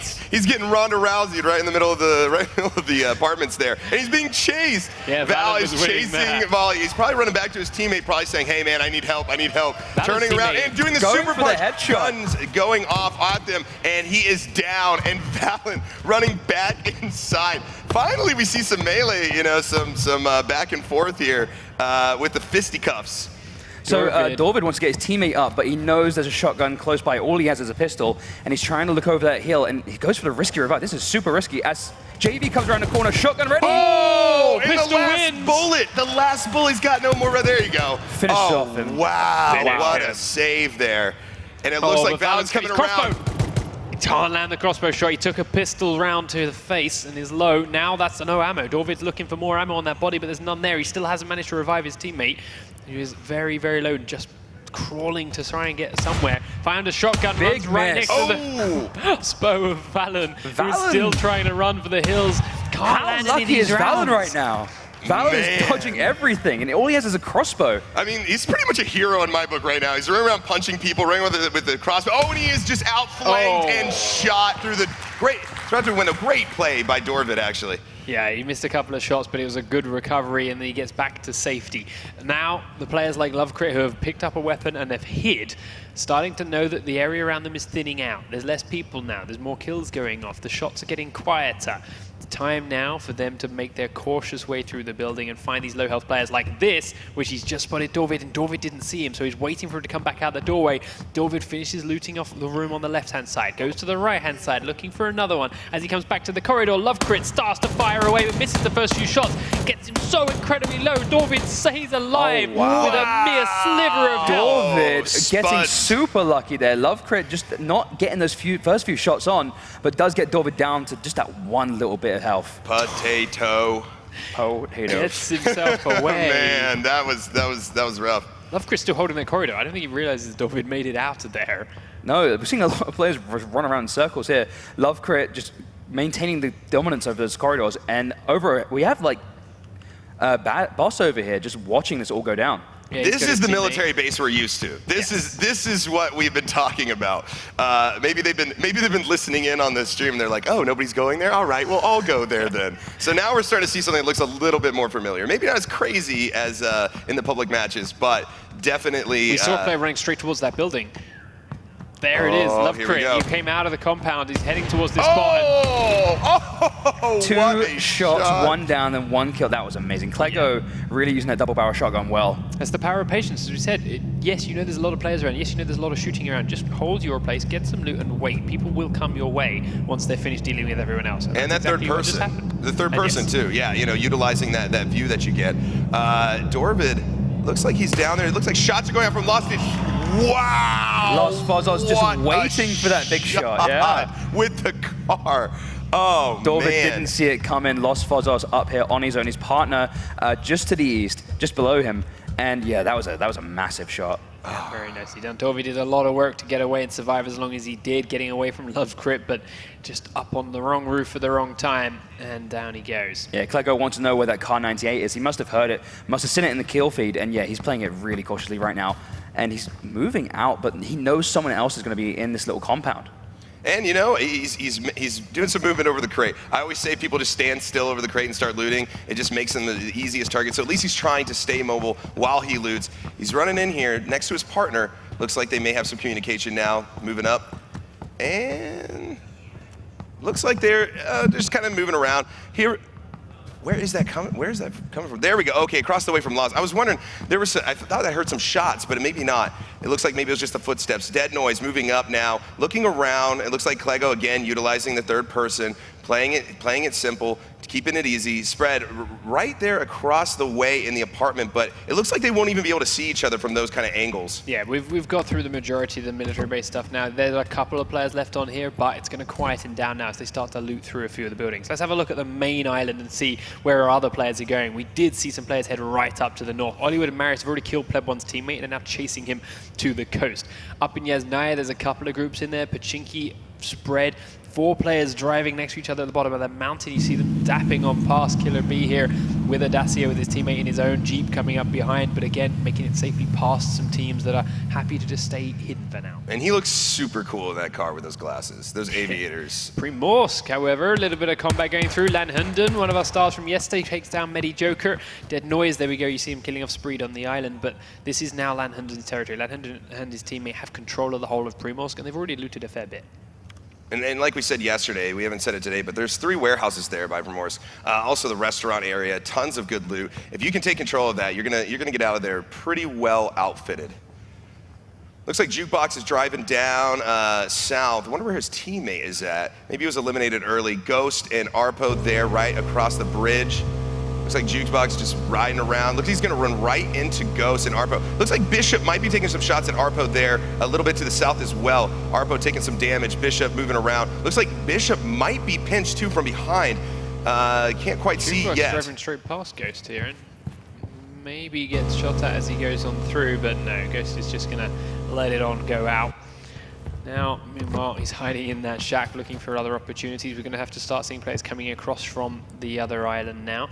No teammate left for Bishop, but he knows there's 2 players in the town next to him, which is why he's hovering at these windows and looking out over that area. Yeah, all he has is a shotgun and no helmet. Again, he's playing it really defensively. You do not want to get caught without a helmet around here. And a beautiful jump. And a beautiful jump. Like a gazelle.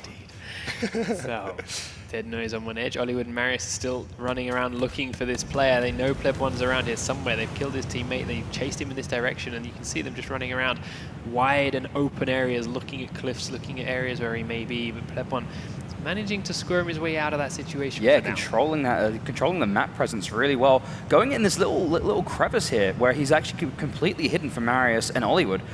Marius going for the high ground and looking around for him. They really, really want this guy. Well, you know, in Marius and Hollywood, you know, over and over again, we said they know how to triangulate this attack. He's watching the exit this side. If he runs this way, Marius will see him and will start shooting. But if we look also, Hollywood is watching the left side. So this poor pleb is stuck here on the side and absolutely triangulated in kind of a pocket there, and he can't really escape. He's gonna have to find his way out. Looks like Mr. Tiba is taking shots across. I couldn't see quite who that was. Wasn't able to effectively kill him, but it looked like he did do a little bit of damage. Yeah, he got a few really decent shots in on him and ruining that cruise. Nice. Yeah, and they're driving straight towards Pleb 1, Marius, and Hollywood. Not sure if this is what they want, but they're driving straight up on them. There's no way these guys won't hear it as they pull up to the beach. Yeah, oh, wow. Not a lot of opportunities to climb up there either. So it looks like Pleb is trying to make his way around to the right, and he was cut off, and yeah, he started to run back the other way, but you know, Ollie had him there. And it looks like Duty is moving up onto the coast there right near Marius and Hollywood as well. So we're probably gonna see some gunplay here, but you know, maybe they're far enough away that they didn't actually hear the bow. It is possible, and I mean, who could call that somebody's gonna, you know, land right there with a bow? Maybe Marius and Hollywood, but I'm not entirely sure. Looks like though Pleb 1 is getting looted right now by Hollywood, so they probably will run into each other. And it looks like Marius is going way north, leaving his teammate behind. Maybe they feel confident that they're not going to have any other opposition down there. Hollywood is going to have maybe seen these guys running across that gap. Yeah, there we go. He sees one. He's got an 8x on that AKM. That's why it's so deadly, and he's whacking away. Solid hits on Duty Meister. That was amazing. And yeah, that 8 times, that 7.62 ammo, it's going to be some heavy hitting. weaponry Disco right there. Mender then looking to try and save and avenge his teammate. Now, Ollie, what we've known and seen him take on 2v1s before, is just going into hiding for it, because thanks to the position, Marius actually went further north and is now behind Disco Mender. So if he turns around to come back this way, they've got a perfect pinch on this player. I wonder if he will, though. He might not. They might just leave it to Ollie. Yeah, I might just leave it all to Ollie. Like, you got it, man. You got it. Okay, yeah, you take this. And I'll just go north. No big deal. Yeah. You see these guys a bunch of times just separate. They car's have coming in. such solo confidence. Car's coming in. Yeah, there's a car coming up behind. Who is that? I wouldn't be surprised if it was Marius coming back for his teammate here. He's coming around to the top of the hill to the left-hand side, and there he is. There he Marius is. on the bike, comes up and over the top, spots them in the middle of the... Nope. No, he doesn't quite see them. How did you not see that? They're out in the open. Prone. Just in the shadow. Now they're prone in the shadow of that tree. Trying to find out where they are. Told you, man. Prone is so good. Usually from the top of a hill, though, if you see somebody prone, it's death for the guy that's prone, right? Yeah. You're able to kind of like look across, see the grass, and be able to pinpoint them where they're at. But they're in the shadow also. So the fact that they're in the shadow made it more difficult for him to see. So they're just going to, do what they do. Marius is smoking where they are, giving Hollywood smoking where they are. Marius able to use that smoke to spot them. Man, that's really good communication. It's almost a perfect line. Look at this. I mean, they plan it. These are planned. This is skill, man. These are top level competitors. It's just not. I'm just excited to see it, man. It's insane. I was loving the communication there. They was able to like pinpoint the other team really easily, even though they were nowhere near each other. Yeah, they tried to use smokes to cover their running away. They knew they were out in the open, but it wasn't enough. Now, downstairs, Mr. Derek went straight in. I don't think he realized they were up top, because he went straight in, and when his teammate got shot at, he's like, I'm going to leave this house and get straight back on outside. They're cautious of the windows now. They're looking for opportunity to fire onto Fungus and Laziness, but can't quite see them just yet. They don't appear to have any grenades yet either, as they aren't using them through the windows. Fungus just misses Derek as he heads across into the building across the street. If he does go inside those and gets up into the windows, he has an opportunity to get on level with these two players. Yeah, and it looks like they're playing it really safe right now. That Mr. Derek circling this entire town, kind of like channeling their inner Marius and Hollywood right now by splitting up and trying to like pincer this building. It looks like they don't want to move though. They're up on the top of this building, and it looks like these guys are going to play it really safe right now. Well, and again, this is competition play. Is this what you want to be doing? Do you want to be trying to track two guys down in the building? Again, Panky said in a couple matches ago, why not be patient? Why not just wait? Why not back up, really get a good look at this building, and just be patient? But I don't know. We'll see what happens. It looks like they are being patient, but maybe they're just poking out a little bit too much. Maybe not utilizing the third person. Well, as well they're not in the circle, so they need to get out of this building. So they're using this with their guns up, so they've got the first person, but at least when they see someone, they can immediately start shooting. They have to kill these guys that are holding them in this place. Otherwise, they're going to have to run away from the circle right out into the open with those guys still looking to shoot down on them. Yep, and as we move away, it looks like a lot of players are trying to move inside the circle now, as we have 30 trying to gun down these guys on the car, skids out, and a few decent shots on the passenger. Oh, nice shots from Birdie there.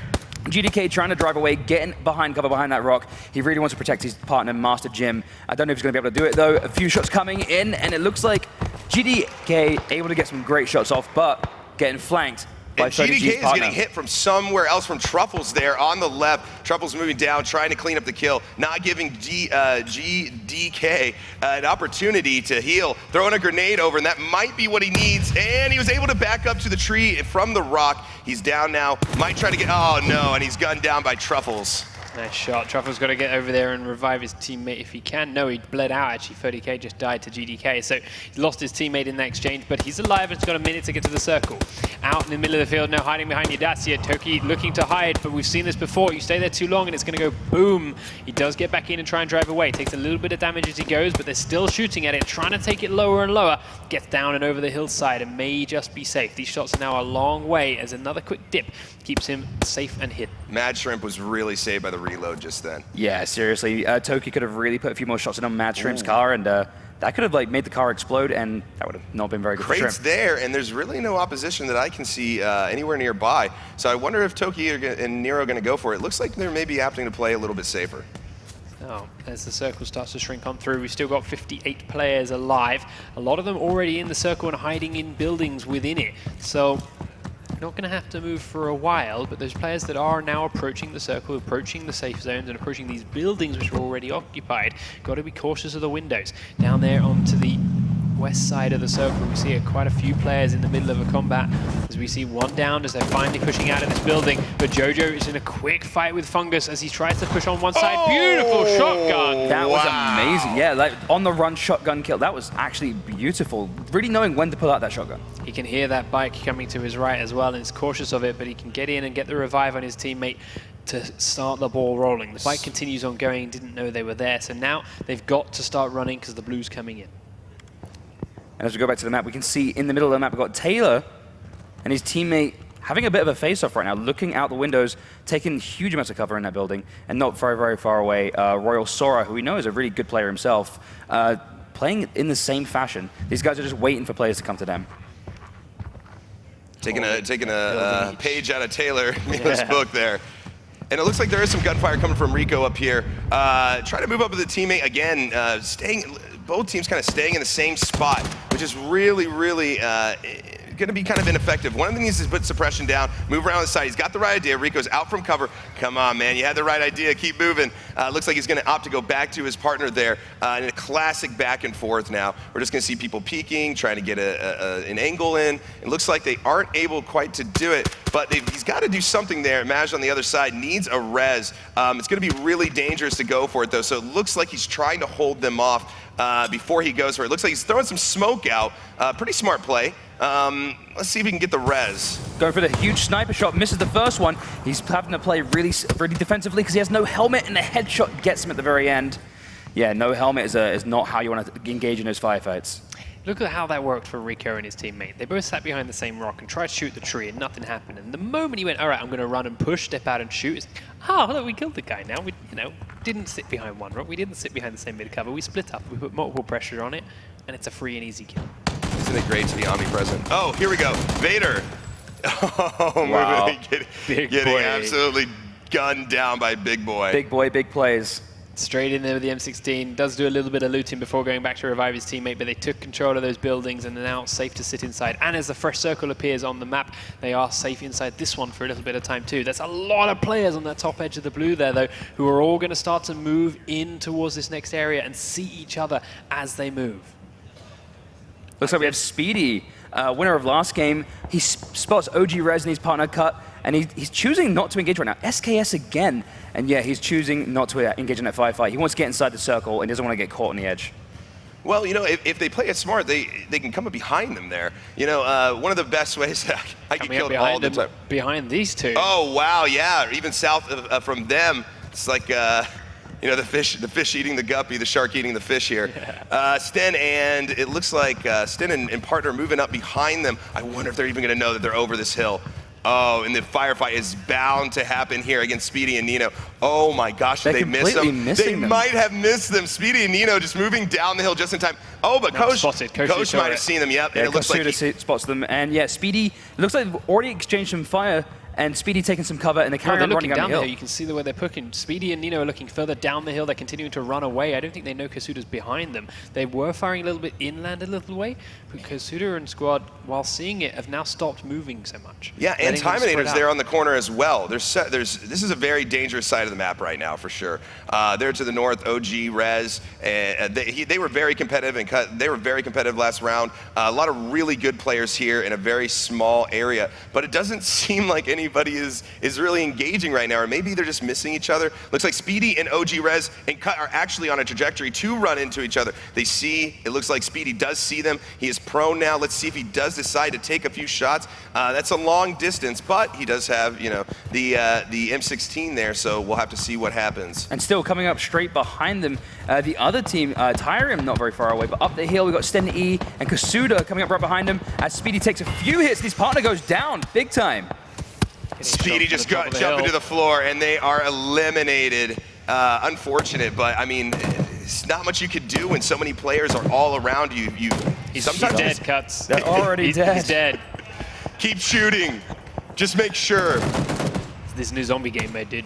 Yeah, exactly. Looks like Ivel is going to be able to knock down Sten. Sten getting the res from his buddy. But let's see if Ivel will keep an eye on the downed Sten there, see if he knocks him back down immediately after he gets back up. He is rushing. Oh, Sten is back up. Looks like Kasuto is there to protect his teammate. Is he gonna make it? And he couldn't make it to the rock in time. If he had started a little bit earlier, it might have been okay. Maxi there from behind the tree, taking shots at Kudo, and was a great shot there. That was good shooting, but yeah, Ivel playing it a little bit too aggressively. Run out the hill and gets caught before he can get behind cover. And look at that. Sten, that got res, is now able to res his partner back. It's just holding on by a thread, those two. Just a split a little bit too far. Couldn't give each other cover, and also running at the same time means one can't shoot while the other's moving. They were both moving and therefore both exposed, and they paid the price for it. Still now, the circle's coming in though, and despite Sten getting that revive off on Kasuda, does he have time to heal up? It's going to be tight. Sten's running as fast as he can. There is the heal for Kasuda, but he's now got a long jog ahead of him to get himself into the circle. Over on their left, this guy Chris is also running towards the edge of the safe zone, but he's got plenty of health to make it there. And there you go, another example of when to leave your teammate behind. You know, it sucks, but sometimes you have to do it. And it looks like if they have the healing, they're going to be okay. Looks like Rico with a beautiful shot there. Oh, man. Rico just spotted him across the field, and that AWM being super powerful there. Oh, gosh. That was a great shot. A nice shot. Dream, man. So, as the circle comes in, he does have to edge a little bit closer to get himself inside. I don't think he can quite see Sten and Kasuda thanks to the circle, but Cuts and OG Res heard that shot. They heard that AWM go off, and they are going for it. This is really aggressive. Kutzner and his partner, they seem to be running straight towards the AWM. This is like super aggressive. And they're taking cover. They know that they're looking outside the circle, seeing that anyone's coming in. They knew players were behind them. And it looks like they're taking their time right now. And Sten and Kasuda are running back into the mix here, right back between Timinator. And it looks like Kittle is taking shots at Mr. Powell and did down him. And moving up to, yeah, to revive Mr. Powell. Truffles was on the other side of the tree, and he's has to save his teammate with time to revive and no one else around. They've got a bit of safe zone down on that area now. There's no other players on that edge of the circle with them. Meanwhile, Bishop now is starting to fire in towards some of these houses. Little Pony and Finder are in there, but he's realizing, I don't need to take this fight. I can fall back a bit to better cover. I'm closer to the circle. They've got to come to me. Yeah, Little Pony, we're seeing a lot of players. I don't normally see it in pub matches, but we're seeing a lot of players utilizing that prone position. Double drop. Yeah, double drop, right. It's going to be really interesting if anyone goes for these drops late in the game. This is troubling. This is risky, especially out in the field. There's very little cover out there, maybe one tree. I would be surprised if anyone goes out there, but I know people play more aggressive than I do. Looks like OG Res is down. Rico with that AWM absolutely dominating. And it looks like Cut might get OG Res up. Dom is applying some suppressive fire, it looks like, for Rico to get a better position for his sniper rifle. It looks like he will be moving up over here to Harry Potter, which we talked about yesterday, and maybe actually trying to get a few shots off here. He's still got that hill in the way. There he goes. He's got his opportunity and taking a shot. Looks like he misses. Cut moving over behind the tree. Another miss, and he is able to get to cover. Rico trying to get up high as he can and look down onto his opponents. They're not inside the next circle, and he's got 2 seconds until the blue circle starts shrinking again. It looks like he's putting his gun away, and he's not even worrying about those guys anymore. He's just running to get inside the circle to live the fight another day. This could end badly for them. They have to run past the pair of them. Yes, they're trying to go to the right, but that's not going to be enough. And as they try and jump, it makes you easier to hit and more predictable, and they take more damage because of it. Rico does switch around and land a bit more on OG Res. They've now realized that they didn't land enough damage in time and have to run themselves as the circle's coming through. They stop to take those shots now, so Rico and his teammate are actually outside the circle as well. But Rico is incredibly low and cannot get back. He's not running fast enough to beat the circle. He's going to go down, and there it is. That's the AWM out of the picture. Damasi looking to continue the run on forward. He's also might not low, make it but in either. He's going to get close. But now it's more important, even if he makes it to the white zone, those 2 players in front of him are waiting for him when he gets there. So he's not going to get a chance to heal. I can't believe Timinator and Invalus didn't get in any of that fight. Like shots so close to them in all north. Oh, and it looks like OG is down from Taylor and Milla, who unsurprisingly are in a building at the top story, and that's their strategy, man. They play smart. It looks like Finder taking some shots is... No, he's in the blue. Yeah, he's in the blue, excuse me, yeah. Oh, wow, he just gets in. Wow. And he's going to want to, first aid kit straight away. Sten E, prone, not very far away, and running away from me. He's going to spot him. Flinder might have a chance right now. Flinder aiming down sight. 2-time scope, putting shots in. Sten goes back down. Tries to prone it up, but it's not quite landing the rounds. Going for the ACOG now to try and get a better view through the grass, but two players can play the pro game, and Sten has managed to find himself a little bit of a hillside to hide behind. That's the bush, it's the wrong spot. As he's standing up, Sten, however, can't see him. Down to his left, Nasi has healed himself up by that Harry Potter tower of his own, now possibly able to get involved in this fight from the side in this little 1v1v1 that's going on. They've all got to push deeper in towards the compound, towards the town and the farm that's waiting there for the next circle, but they've got a minute to do that. Don Nasi saw him there. We, of course, see it in bright yellow, but he didn't realize that was a player prone behind the tree. Flinder is edging slowly away, and Don Nasi is looking to turn and run, but gets shot as he does so. Stenny actually joining in on that one. Now he can turn his attention back to Flinder. Up towards the tree. He sees the legs moving around. He's looking for the opportunity, and it's there. Absolutely beautiful. And this is crazy coming from these guys because they were in such a bad situation just moments ago. Now they're running in, or he is running in. Looks like he might have lost his partner. I'm not surprised because they've been under fire quite a bit. Looks like Hollywood is moving up. Piven getting shot from a distance. He's got a Tommy gun. This is going to be pretty epic. Piven caught out in the open, trying to hide behind those hills, but Hollywood and Marius, it looks like they're going to have him pinned.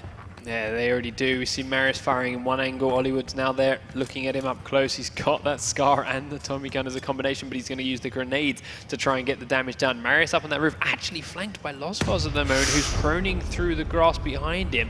Too close to get a good angle on the roof, but now that Marius has jumped off, he may be able to do some damage to this combo. They are focused on Piven. He's going to get on the bike. This is an opportunity for Losfos, but he's going to just let them go. Maybe smart. Yeah, I'm okay with it. You know, if you're not comfortable and you don't think you can actually get the kill at this point in the game, you don't want to give away your position. Oh, it's shots from Marius going out. Look like, and he does drop Piven. He used again the flanking Hollywood, keeping him distracted from the other side and giving Marius the time to drive behind him. And again, we see that triangulation, just flanking him, outright flanking him. Looks like Invalidos is moving up. Some people are down here. Couldn't see quite who, and taking damage from Invalidos finding himself in a bad situation, having to run, and those guys just popped up over the wall and just gunned him down pretty quick and taking cover behind the old exploded car. That's the trouble of waiting to move until the absolute last second of the blue coming. It means people that went before you that you didn't see are going to be waiting for you, and that's exactly what just happened to them there. Losfos is still right behind Marius, but Hollywood's over that side, and that's the only things on that edge. Taylor right up to the north of the circle at the moment. Mr. Pow and Kitzelin, another duo down on the bottom edge. But we are now starting to see our final few players. 8 alive. Taylor's lost his teammate. Hollywood and Marius are still very split, and everyone else is still very much on top of each other. But Losfos has this ace in his pocket, right underneath Marius's position. He knows Marius is up there. Marius, on the other hand, may not know Losfos is down underneath him. Yeah, Marius playing it really careful, and Losfos just staying out of line of sight. Marius could jump down onto him, UMP in hand, and that is a dangerous combination in the surprise of the Batman jump, as I like to call it. Landing right on top of him could gun him down really easy. Hollywood and Marius still playing really separate, really far away, using their like voice comms. Yeah, using this high ground too, that they can easily cover both halves of this circle from the right-hand side and over by the water tower and everything. That we've got Hollywood looking over it, and then through that 3-story building, Marius can look over the entirety of the other side. Taylor now sprinting through a very open area. It's where he has to go. There's some good hills and undulation on the far side, which if he can get there, he may be able to use to stay alive, but it's a dangerous path.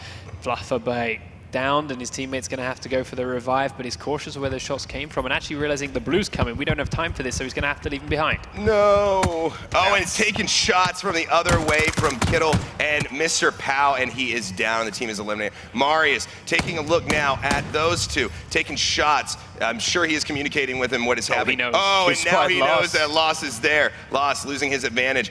Moving around quietly. He probably doesn't know that Marius has spotted him. Getting that third person utilization is so important. There's Loss moving, just crawling very quietly. Now prone, and probably a very smart play because his head was out before. Marius with the frag grenade. Bounce it off the tree, maybe. Oh, he's underhanding it. A little bit too far. That's a tough throw. That is a tough throw. He's bringing Hollywood over this way, actually, so he maybe have to push him on the floor. Meanwhile, Mr. Power and Kitzelin have got these houses on the bottom edge, but the circle is up north. Taylor is actually in it now, thanks to his moving down from the north, and has this undulation on his side. He's watching towards Kitson and Mr. Power. He saw them earlier. He heard those shots from the guys they killed a moment ago and knows that that's where they are. He will have heard the grenades to his left and have some suspicion of what's going on over here, but may not have as much information as those that he's looking at. I love the fact that Hollywood is using the Tommy gun over anything else right now. He's going for the action finish again. Hollywood showing off yesterday with the shotgun and being saved by Marius, but these two make a really killer combination and making it quite far in almost every game. If you guys could stop talking for a bit, I'm actually trying to watch the match, so. I'm really curious to see what happens here. Marius taking a big hit. That's a grenade from Losfos going up. First one took him down low. Next one threw up. Didn't quite do as much damage, but he's bandaging now. You can see Losfos pushing forward. He'll be giving that to Ollie, who will look this way, but Mr. Power spotted him and is starting to fire towards Los. Misses those rounds, though, and now Losfos realizes he's pinned between two. Ooh. Looking over one way, can see Mr. Power and Kitslin. Looking for an opportunity to take that shot out. Goes for the scar. Mr. Power is pushing up close. Comes very close, and Losfos can't figure it out. He's shot in the back by Ollie with Tommy gun before he sees it. Taylor now, the lone player against two duos. He knows there are two to his left, and they saw those two at the compound on the right. He knows they have moved slightly closer towards the white circle, but as shots ring out, Hollywood's taking Mr. Powell low. He's on the edge of the blue, and that's enough to take him down. Kitslin now in a 1v2 situation with the push coming in. Another Tommy gun kill for Hollywood, and it's Taylor against two. Taylor, remember, already has a lot of points thanks to very high placements in the previous games, but Hollywood and Marius were very close in all of those situations. They are very aggressive now. They know they've got that 2v1. All they have to do is find him and trade the kill. Taylor has to take down both of them. There's a pan in the hand of Marius. Hollywood goes down. Taylor's looking for the next one. Marius still has the pan out. Taylor pulls out the win against Hollywood and Marius. You know, hubris, man. Hubris comes to mind right away, and I don't want to take anything away from Hollywood and Marius, obviously, but I felt like the pan pull, it was a little, you know, with the Tommy gun out. It's a bit of a stretch. Yeah, a little bit of too close to the sun. It would have been beautiful to see, but no, Taylor had his head on the swivel and was able to see Marius coming before he got too close. Yeah, it was a smart play. Go for the distraction, push for the pan, but he got his shots on point, didn't potato too much, and was able to pick up each kill through it there. So, with those final standings locked on in, we need to give our judges a chance to do the maths and figure out where they stand. But Taylor and Miller have some very high positions throughout the entire series. Looking at the final standings of that last game, some of the guys we saw right up there in the first two aren't so prominent in that top 10. I mean, I think it's going to be kind of close. Actually, it's going to be really close. I'm excited to see exactly who comes out on top. A lot of great plays. I think that finale was awesome. I can't believe Taylor pulled that off. What a play. And yeah, I'm happy for them. I'm absolutely happy for them because, again, they got my play style. They work very well for them. They channel that in Elohim every game, don't they? I was so close. I was so close to going, oh, and look, Ollie and Marius are going to win this one. And what did they do this time? Go to the power plant, you know, as opposed to the other matches that they lost. But then they lost at the end, and I was like, oh, okay, well. But Taylor won, so it's like, I win either way. Yeah, that works out. Yeah, Ollie and Marius, they only had one win today, but they got consecutively quite high, and it is about consistency. They still racked up a lot of points today. Well, we also saw very different games today from yesterday, right? Yesterday, we saw them have time to take things a bit slower, time to control a lot of these circles, and time to really spread themselves around in those final fights. In here, the last 2 or 3 circles came down to almost always having 3 full teams up, from Taylor on his own at the end there. We saw just before that 20 to 30 people in the one circle right before that stage, and everything's coming down to a very quick culminating finish, which they've still shown they're great at. They've still got that Tommy gun at close range, it's still there, but it's a different way of playing since what they did yesterday, and yesterday it's definitely where they're more comfortable, hence the more wins yesterday as opposed to today. What's your favorite part? What's your favorite part of the match? My favorite part of the match was seeing Losfos right underneath Marius and just stalking him the entire time. I really thought that was going to go down there, but it looked like Losfos got caught in the middle, but no, yeah, there's a lot of really good moments in that match, and I feel like the sniper shot, the AWM across that entire field, man, the cleanest shot I've seen so far in these last 2 days. Yeah, and the shotgun shot, too, was very clean as well. Somebody was right across the way and got the shotgun shot. I think my favorite part was towards the middle of the match, where we saw multiple teams having to move from that same edge of the shield, all moving up at the same time, also in close proximity. There's so many different angles, there's so many different tactics there, you know, covering, you know, making sure you're not getting shot from the front, the back, the side, but you're also having to move to the circle. You know, all these things kind of accumulated and made for some very, very crazy gameplay. I love watching all these players coming in and having like played these games where it's like, I'm chasing the blue in and I'm chasing the blue in and that's fine. Then you watch it there and you think, hang on, 5 or 6 teams have just chased the blue in and they're all on the edge of the circle. But because of the way the hills are undulating, the trees are, so many of them are not realizing how close they are to opponents. Oh, you look yeah. back and you go, how many times have I done that? Playing without this view, how many times have I been that close to an opponent and not known? Amen. Until- Yep. Amen. Just Yeah. one little bit of hill separating you from another team, and maybe never even seen them for the rest of the match. Yeah. Waiting and just pushing in together, and not realizing they're on that side, you're on this side, or there's a couple of trees between, and they're looking left, you're looking right. Someone else kills them off, and you're just unaware and completely. Yeah, like Speedy and Nino. They went Yeah. right down the hill and missed the people behind them. It was crazy. We saw and a the more bunch of that I players there spectate, circling each other as well. yeah, and the more that I spectate, the more it makes me even more cautious as a player because I'm always like, is someone right across the rug? Is somebody right in this building? You know, man, what can I say? That was a great match. Yeah, Man. it's great to watch. It's one of those things that, again, with 2D and 3D replays coming out soon, I'm going to enjoy watching back over my own games and going, Replays are going to be Replays sick. are going to I be got amazing. really lucky there. They didn't see me. I had no idea they were there. And it feels like trying to catch every bit of the action in this game is really tough, and a lot of it goes down at the same time. And whilst these guys are playing with a European style, like long parachutes, getting away, controlling every engagement, it seems like at the beginning and the end of the match is completely nuts, and we're trying to catch every firefight. We saw a couple of people actually go away from that today. We finally saw in the last game Military Island play. We saw people going down, critting on those routes, 4, 5, 6 teams in fact down amongst there, and we saw that start where, well, grab the first gun you've got and go for fights, and a big mixer in. I've changed my mind. I think my favorite part was the fist fight at the very beginning. Yeah, that was, which was great because we actually saw some melee. You know, we haven't seen that at all so far this weekend. So it was interesting to see. It was actually I know that Val died really early, but hats off to them.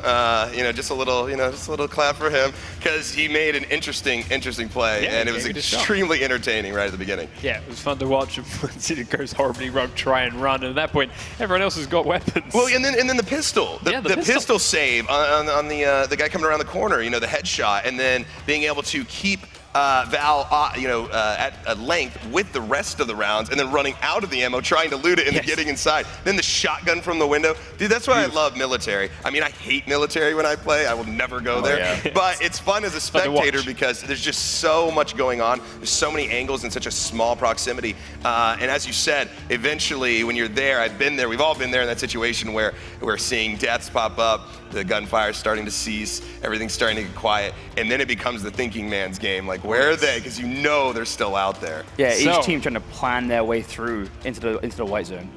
We can find out who our winners are. We have our top 10. They, ladies and gentlemen, our winners for day number 2 of This is Battle Royale here at DreamHack are Taylor and Miller with 2,282 points. It's a much closer standings today, as you can see. Nino and Speedy getting very close after that winning on the second game, very close on the first game with 1,900. Marius and Hollywood still there, but nowhere near as dominant today as they were. You know what? Hats off to Taylor and Milla, man. They play, in my opinion, the smart man's game. It's not flashy. It's not necessarily even entertaining, but it's a way to win, man. It's the strategy that I take I take close to heart. Hide, make sure that you know where your opponents are, make smart moves, great transitions, make sure that you're doing the best you can to stay in cover, and then Taylor, especially at the end of the third round, really impressive play against two just fantastic competitors, and Marius and Hollywood. Exactly, and like Taylor at the very end, we were talking yesterday about luck in games, and Taylor using that last circle, letting both Marius and Hollywood come to him, and that got him the win. Yep. Now, so that means, of course, Taylor and Miller take home a 1080 Ti each, a deluxe edition copy of the game, and therefore the player unknown skins that come with it, and a ticket to whichever DreamHack it is they want to go. But we have one other 1080 Ti to give away to the player that got the most kills throughout the course of our 12-6 qualifiers for today. Do you want to make a prediction? I wonder who that might be. I'm going to go with Hollywood. I think Hollywood was consistently just wrecking face. It was Hollywood. He's going to have another 1080 Ti for getting so many kills throughout the course of today's qualifiers. We have one day left to go, though. Tomorrow at 12 p.m. we will start tracking the leaderboards again. Anyone here on site at DreamHack can play using the download client that's at events.dreamhack.com. And through until 6 p.m. we will track all your progress. If you're in the top 50 teams at the end of that 6 o'clock period, you could be here playing the daily finals tomorrow. There is one more set of prizes up for grabs. The 1080 Ti's are there. The tickets to DreamHack are there. The deluxe edition game and skins are there, but there is also, courtesy of Samsung, a beautiful 27-inch curved monitor, which those of you in the arena can sort of see just to the left of us. So if you want any of those things, get the game downloaded, get ready to play tomorrow, and you could be taking home quite a prize purse. No, that's a good prize. And yeah, you definitely want to enter, and entering, you know, we're proving that not every player is going to play the same. And we're seeing like Marius and Hollywood, even though they got like, they've got 1080s, like, they can make a castle out of 1080s now. They can have a 4. We're seeing like other players step up and really like take home the trophies each game. Like Taylor was great at the end there, and yeah, now he's got himself a 1080. It's great. Yeah, and also fun. You know, if you don't necessarily want to jump in and be the best, maybe just compete for the fun of it. I find that this game, as opposed to a lot of other games, is just, man, they just get the adrenaline running in a way that it just nothing else does. So why not just sign up, take a shot, who knows, and take a shot. You like that? Yeah, I like that. I saw that. That's for you guys out there in the Twitch chat. That is it from us here today. Day number 2 is wrapped up. One more to go. If you are going to be here tomorrow, we will see you then. If not, have a great Monday. But either way, guys, thanks for tuning in so far, and have a great night.